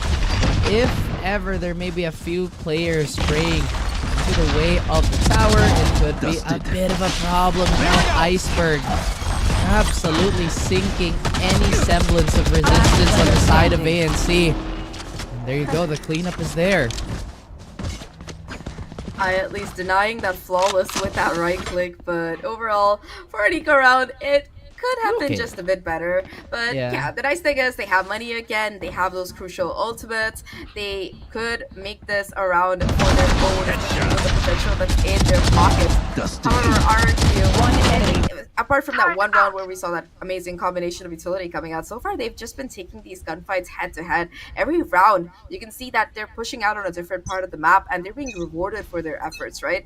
In particular, I think towards this A side has been an absolute menace so far on this drop. Again, you can see that combination coming in and just pushes out this time around to get that kill. Oof. And Aya already once again pushing through the defense here.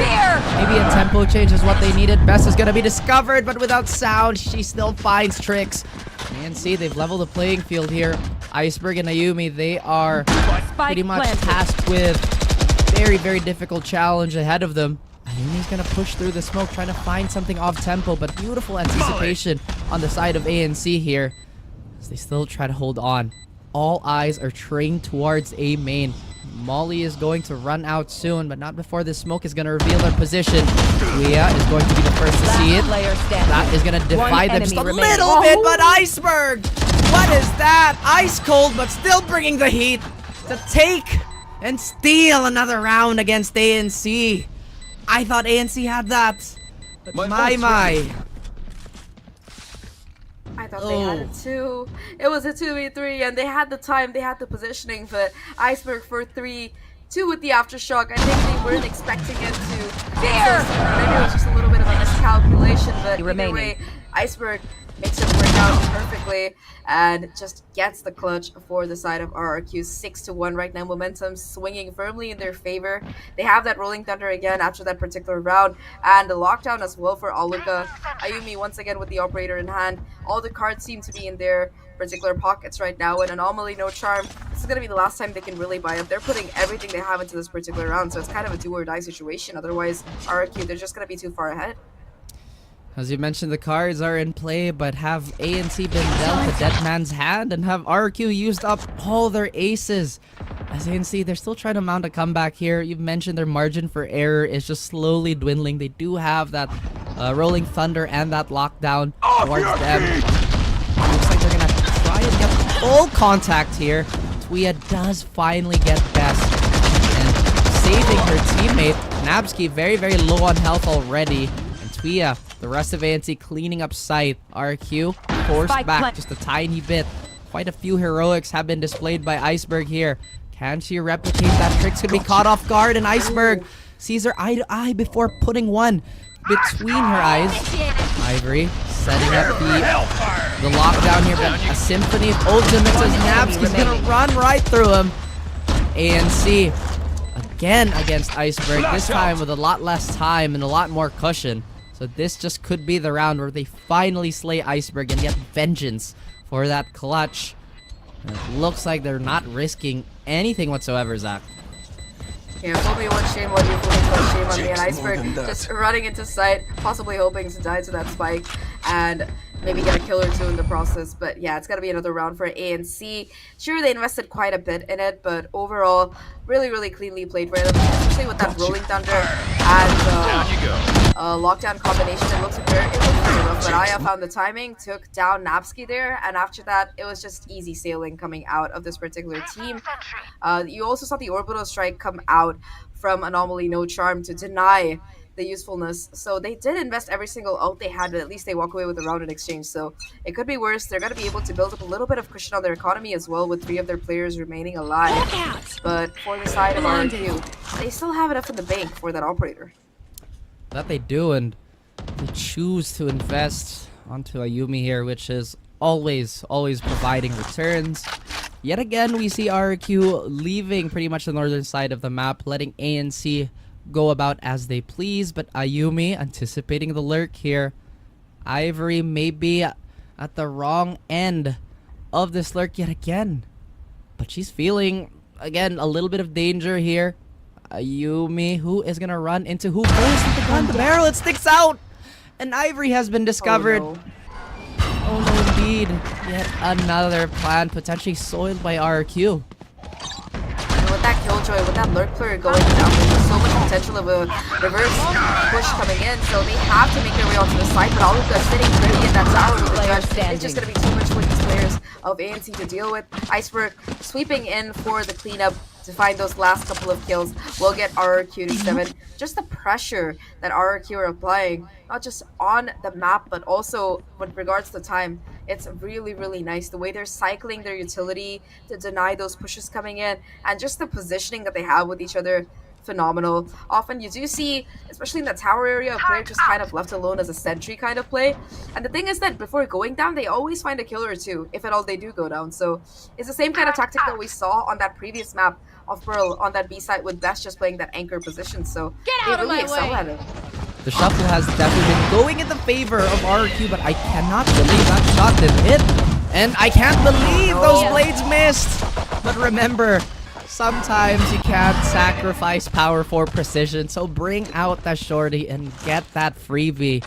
As ANC, very careful of how to retrieve that, knowing full well that there could be a player ready and waiting. And I completely agree with all the points that you mentioned in that RQ, they've just been so unpredictable. To summarize everything, they just cannot be, again, controlled at this moment. They've been manipulating ANC's movements so well. And ANC, sometimes it feels like they're running into all these RRQ stacks way too often. And as I say that, Alka is going to deny Aya of any presence whatsoever. The sheriff shots, they're hoping to ring true. With their hopes and dreams and 6 bullets, they find a pair of kills here. Iceberg and Bess, yet again in a 2 versus the world. But Trix, look at this, has an operator. Placing swarm grenade. It's gonna be 2 weapons picked up, and it's gonna be ANC setting up for that post plans, holding down these crossfires that are so crucial for Best and Iceberg. No ult available, though they at least do have almost a full kit of utility, in particular those flashes that get and dislodging Trix, but they choose not to use it. They perhaps didn't expect Trix to be holding down that particular angle, and Iceberg is paying for it with their life. Now it's just Best in a 1v4 and make that a 1v0 as a Thrifty comes through for ANC. It's been really sharp shooting on that B site. Absolutely. And ANC, they do have quite a bit of fight in them. It's just, I think adjustment speed has been their biggest enemy, at least in this point in time. One enemy remaining. Again, still very happy that they're approaching the game in a very methodical fashion. They're not necessarily bum rushing anything, and they're still very conscious of all the decisions they're making. So body language wise, ANC is still fantastic, but RRQ, they have been in the lead for quite some time now. Tim beacon down. Have held on the path so far, but it seems like there's signs of recovery. Once again, Aya able to capitalize and find that first blood, although goes a little bit too far, too wide, punished for it by Ayumi and Napski. Thing about RRQ is, if there's one player around there, there's probably going to be another two or backup, and Aya just does not expect that 3-stack coming in towards that side of the map. Now, 2v4 scenario, Ivory and Trix versus the world here. No ultimates to work with on their side. They have to find these kills before they can even hope to get that spike down. Speaking of the spike, it's going to be gone. It is, and I think it's a bit of a peculiar choice to not work the clock here on the side of ANC. That was very, very big investment very quickly. They've repositioned, but this time just a little closer to the opposition. All eyes are actually trained on that fade box. The spooky balloon, despite tagging nobody, provides maybe a false sense of security on the side of ANC. That was a very, very quick 4K on the side of Ayumi. Yeah, Ayumi just eats it up. Like, you don't give her those kind of chances. I feel like once Aya got that first blood, they were just like, yeah, let's just try to sweep onto side. We haven't like really tried these fast and heavy hits as much. Maybe they won't be expecting it. And lo and behold, RRQ, they were more than ready for it. Now in this final round for Anomaly, at least they have that orbital strike online. They're going to be able to have a buy, and they're one off the Rolling Thunder. So quite a bit that they have to work with. However, same could be said for Kagura, because they have that lockdown for that retake, and now you're going to be seeing these kind of cringe TikTok updrafts that this time around, sadly for Ayumi, doesn't quite work. Hey, if it works, it's not cringe. If it doesn't work... cringe is a compliment, Ralph. Cringe is it really? It really is. Because it's just something that nobody expects, so it's exceptionally good. It's one of those things where it's kind of close. There you go. Now they're probably saying, Ayumi is so cringe, jumping over my smoke like that. Now she has the gall to fight in the smokes and gets another one, allowing RRQ to flood onto ANC. And ANC, they don't know what hit him. Switching sides. Cringe and very, very clean coming out of Ayumi there. But yes, that's going to be another 9-3 half. We seem to be kind of stocked up on these today, Raf. And with that being said, I don't know how exactly this is going to go for Anomaly. They're on the back foot. It's going to be a very, very difficult attempt to come back. But hey, that's why we have panelists to break it down.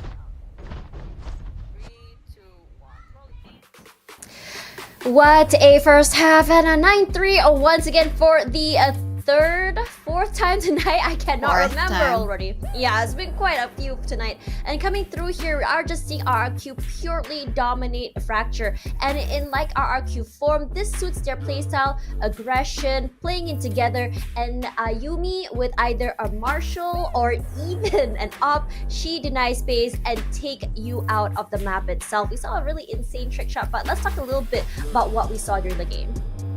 Yeah, I think Ayumi, as you mentioned, she is just stellar with a scoped weapon, right? So that's why she also ADSs with a rifle, because precision is her name. But we want to also talk about Iceberg. Earlier, before the map actually started, you asked who will have the timing better for the breaches. It's actually Iceberg. She stopped anything that comes her way during the defense, and with that round, a specific win wherein she got 2 of the aftershock, just really pristine from her. She knows what utility to throw, where to peek, how to throw it, and I think everything else has been stopped because of her shocks, right, and her stuns. And I guess when it comes down to the team of Anomaly, they have a lot to give, especially during the eco rounds, these nothing to lose rounds. They are so good at that, but there's more to show, especially during the second half. Yeah, and on top of that, I think that I really like how RQ uses their utility for chaining. I mean, we saw some really interesting ones, especially during the round where they managed to chain the Rolling Thunder alongside the Orbital Strike, managed to get 3 out of the way. Now, coming into this game, I would say that it's more about just timing and tempo in RQ's hands. Whether or not ANC is willing to challenge them for that and take it out of the way will be the question. But with such firepower coming in from RRQ, I would love to see more proactive plays coming through from ANC. Regardless, coming into the second half, let's see if ANC can pull the road back to map 3. Take it away, Raf and Zahk. Anomaly, no charms, no superstition as RRQ looks to establish normalcy, the pecking order on why they have been on top for the longest time. Welcome back, ladies and gents. My name is Raf, and of course, joined by the lovely, the wonderful Zach. How you doing? Very, very nice. All the games that we've had so far seem to be running along this 9-3 scoreline. Hopefully it doesn't end as quickly this time around because Anomaly, no charm. They might not have had the greatest luck in a lot of these rounds, but it's gotten down to the wire. We've seen, like you talked about, Ralph, these set plays that we've seen coming out of RRQ Kagura. It has served them well. But with this side swap coming in, they're going to be forced to play a little bit more dynamically on attack. Sure, they have their executes and stuff. Anomaly, no charm. They have quite a bit of an uphill climb, and it all starts with this pistol here. Already you can see RRQ looking to get quickly into this B site. All of them, in fact, just heading for this B mine area of the map. Luckily for ANC, this is where that Killjoy is positioned. So you have player number 6, aka Timmy the Turret, just lying in wait. Don't do it, Timmy. I know how much damage you've caused already, as Ayumi already fed up of the turret presence, finding Ivory. So, clash of a sword and shield, perhaps. ANC already operating on the back foot, but Trix does have timing here. Unfortunately, she's been discovered. Will still get that space out of respect. And RQ now have pretty much a superior post-plant position here. You can already see a lot of utility being burnt just to deny and just dissuade ANC. Trix got the half. Aya has responded, finding Ayumi here. Everything nearly gets the defuse, but RQ at the very last moment pulls away, giving false hope to ANC.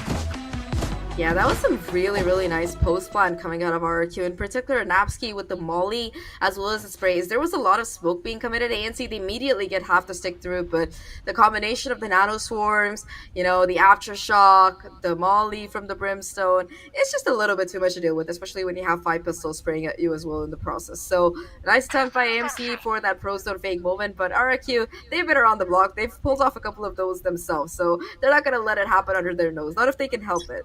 Now, 10-3, the plant came through for RRQ, so they're going to be going into this fully geared 3 Spectres as well as a Phantom in Aluka's hand, so this is going to be pretty interesting. Again, just running it down on the site, and again, that Killjoy turret, it barely does any damage before going down. There's nobody on the site, nobody home, and RRQ, they're happy to deal with it. Absolutely, and Iceberg is going to get that plant down. One thing that we've noticed is that ANC's mid-round is fairly impressive and is quite adaptable, but RQ know this too. They have a lot of respect for ANC. They're just ending rounds as quickly as they can. They want to pretty much suffocate anybody opposing them. And Napsky, you did mention, manager to player, having a bit of a Thanos moment, saying, I'll do it myself. But ANC's Avengers are here to do as much as they can. There's still one more player tucked into this corner. Aya has no idea. Every single bit of utility is just going to stop the advance of ANC. And of course, just like the first, well, Infinity War, there's still a sequel. I don't know how this one's gonna end though. 11-3 right now. I think I have a fair idea of how it's gonna end unless Anomaly No Charm really whips up the magic pretty quickly. I've been very impressed by their play so far. In particular, Aya. We talked about her duelist skills in the past on the different rosters that she's been on, and she hasn't quite lost her touch yet, especially on this team. It's just that after that first kill, there seems to be a bit of difficulty in following up. We've had isolated moments of brilliance from players, of course, Ivory and Gwen in particular. Trix, of course, with the big brain, probably making those call-outs. But overall, RQ, that experience they have, the wealth of tactics that they've accumulated over these last couple of years, it's like they have the entire playbook, and ANC, they just have a snippet of it. The war chest has definitely been filled up as the years progressed for RQ. Nancy, like you mentioned, there's still quite a bit of time they need to really realize the potential of this team.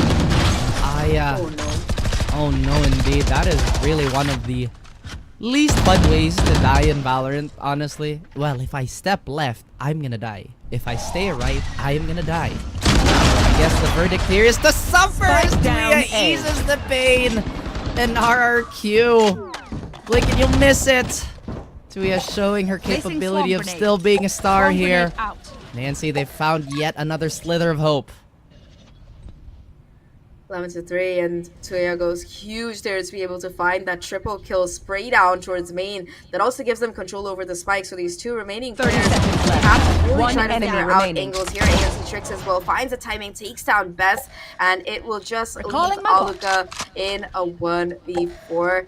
Now, this is bonus round for RRQ, so they still have the economy for that next one, but every single rifle that Aluka can take out of the hands of these ANC players 10 seconds is gonna be a left. huge bonus for the rest of the team. Fred catches out her position, and at this juncture, with 5 seconds left, Aluka is just gonna be like, you know what, guys? I'm gonna hold on to my nice shiny Phantom. See you next round.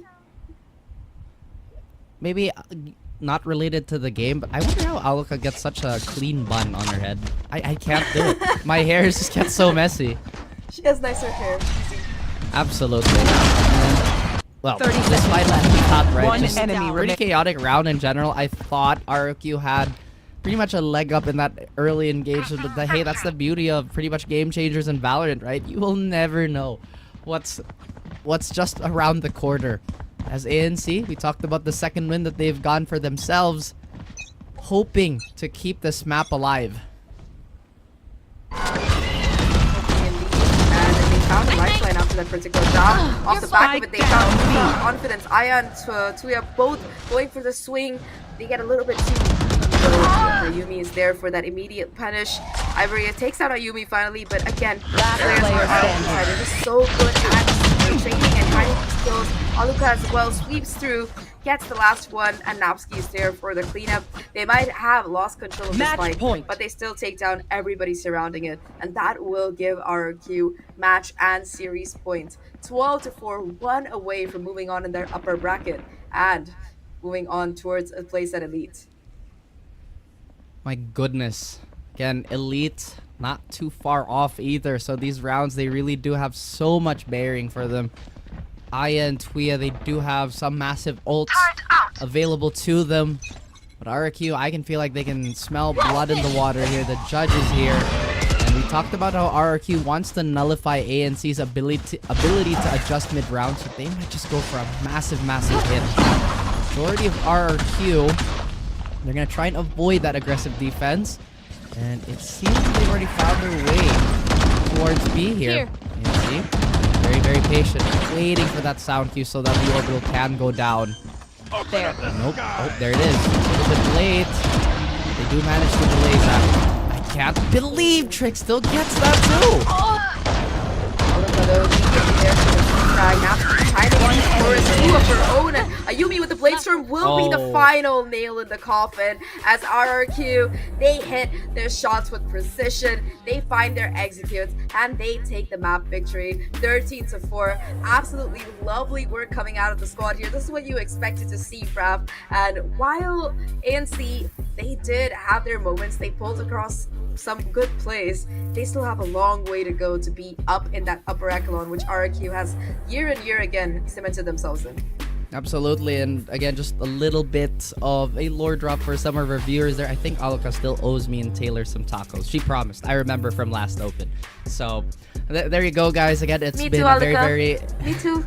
Yeah, especially when we all hang out, right? But, of course, we are maybe cordially inviting the rest of our desk for those tacos. So, once again, guys, my name is Raf. That wonderful human being over there is Zach. We will be throwing it to our lovely panelists as well. So, see you guys.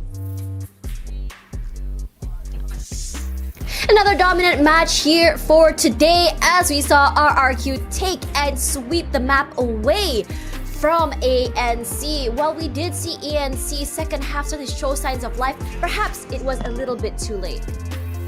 Yeah, it was too late. We saw Tuya get that 3K with the Phantom, but the lead was too far for them to try and climb. And with RRQ's attack prowess, we saw Ayumi jumping on the site, just getting all of the kills with the Blade Storm. I think it wasn't just enough for ANC to get that one round on the board to really try and continue that momentum, right? RRQ Kagura, they have been so good when it comes to both the defense and the offense, and it's all because of Nabsky.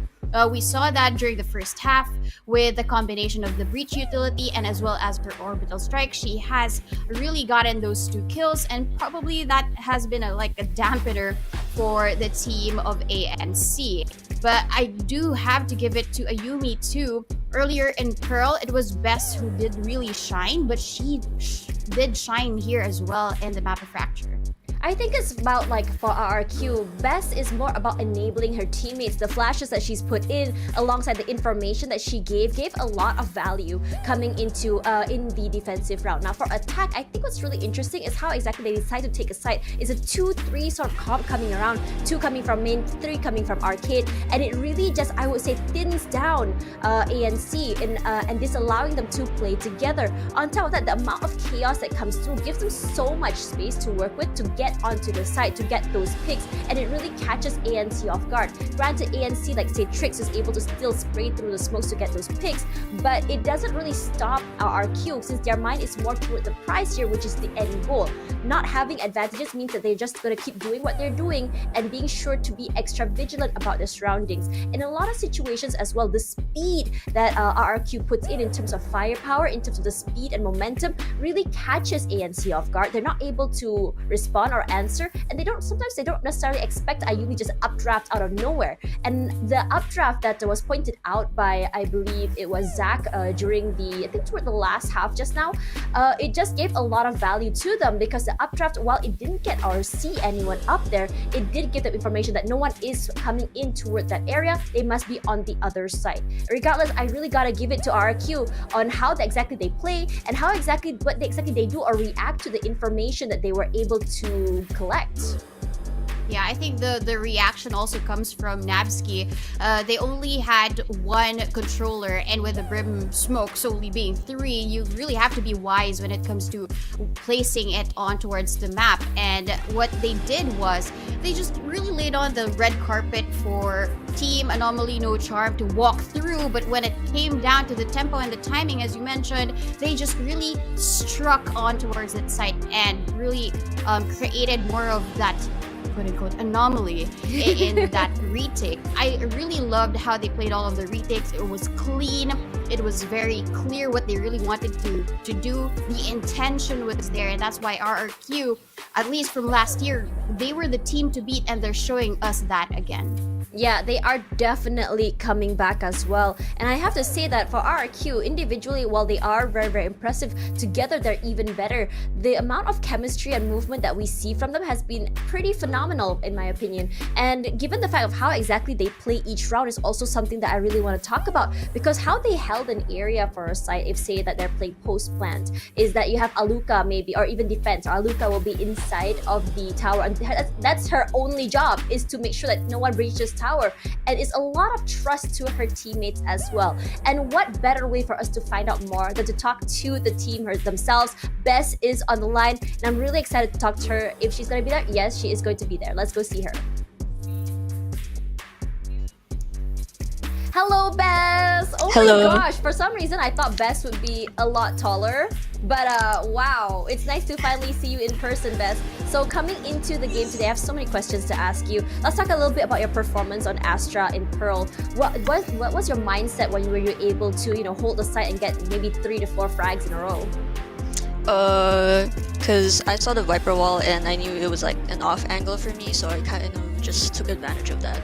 And since I'm a smoker, I could smoke off one side and focus on the other, so I just practiced a lot their experience.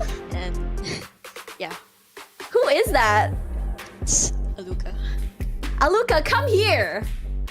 Come here. Study, come here. There we go. Yeah, there are a lot of improvements that you've shown, right? I think Pearl was a testament to that, Bess. But I kind of want to ask you the question for the team. What are your improvements that you've learned and applied from Open 1 and 2? And do we expect that here for Open 3? What we improved is our team chemistry. We hanged out a lot, so that kind of just built up our chemistry and our bond, and now the vibes are like amazing, so I feel like that was what we really needed, and it showed. Yeah. It definitely did. Now coming back here, I can see Ducky, right behind you alongside Luca. Are you all in the same gaming house? And Yes, we are does all. being in the same gaming house actually make you play better more in terms of morale? It does actually, since we're all here and we can all hang out and we can all talk easily. It's really important to have a boot camp and have everyone here with you. It's like easier. That's great. I think the chemistry has been showing, like the improvements from Open 1 and 2, and even the proximity to each other really helps out a lot. And coming into like the whole roadmap of game changers, you guys are standing strong. What are your goals, right? So given that you've won now, you've qualified for the 3 Opens, you might get that slot. I think you are vying for that slot for Elite already. But what is your long-term goal? Is it to win the Game Changers APAC? It is definitely to win. We all have that goal. And of course, we want to prove ourselves more than just game changers. We want to go beyond that. All right. That's a cool nice. answer. Thank you so much. Going beyond what you can is always going to be the goal for Game Changers. Thank you so much for answering. Thank you. All right, thank you so much, Bess. I hope to see you again soon. Good luck and good night. Good night. That is actually a very, very inspiring answer. Wanted to go beyond game changers, because usually when I interview teams, they're like, oh, I want to beat this team, I want to beat that team. But it does show us like what they want to work on, at least for 2023 and 2024, is definitely a lot bigger than game changers itself. Regardless, this is the end already of the whole broadcast tonight. 2 series for today, 2 zeros on both sides. I'm not sure if the secondary broadcast has ended. From what I heard, GEX has been knocked down to the lower bracket. Not too sure about the second half. And I think that for tomorrow, we are going to be seeing more games coming through here. We're going to be seeing the upper, I'm actually going to be seeing the lower round ones alongside, I think, some of the upper semifinals. We have to check again for the schedule coming forward. But honestly, what do you think about the games today? Is it what you expected it to be? I really didn't expect two zeros to come in for today, right? We see brand new teams with a newly reformed structure for them. And I was really expecting for it to work. Excuse me. But I think the ones that stay up on top usually will claim that. And coming into the brackets here, I think we expected Team SMG to win, although we did expect a little bit of a fight from Deviant Topaz, which really didn't go in their favor, but they have a second chance. Yeah, so for now we have, as I mentioned earlier, GEX has been knocked down to lower bracket, so they will be meeting with Deviant Topaz, which is going to come up very soon. And then after, we're going to be seeing the loser from the Full Sense versus OGX come through as well toward the lower bracket at the same time. So the Full Sense and OGX, I have a feeling it's going to be a very, very long match.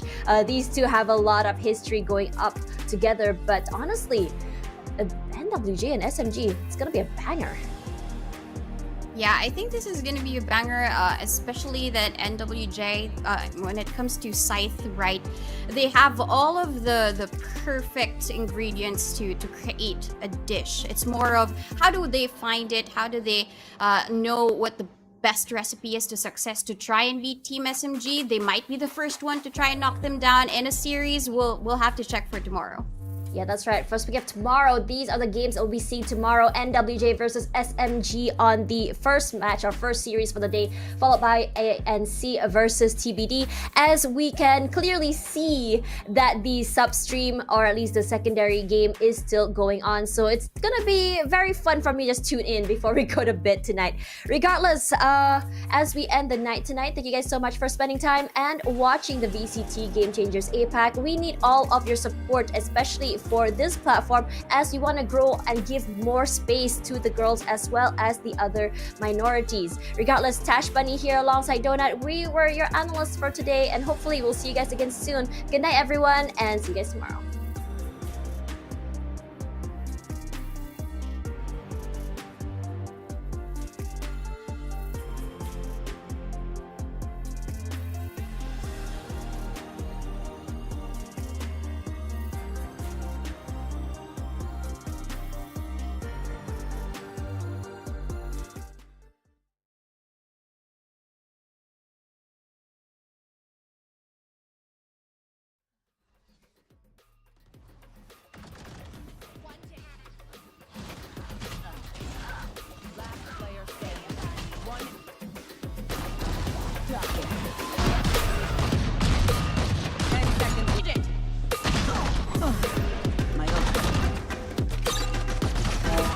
standing.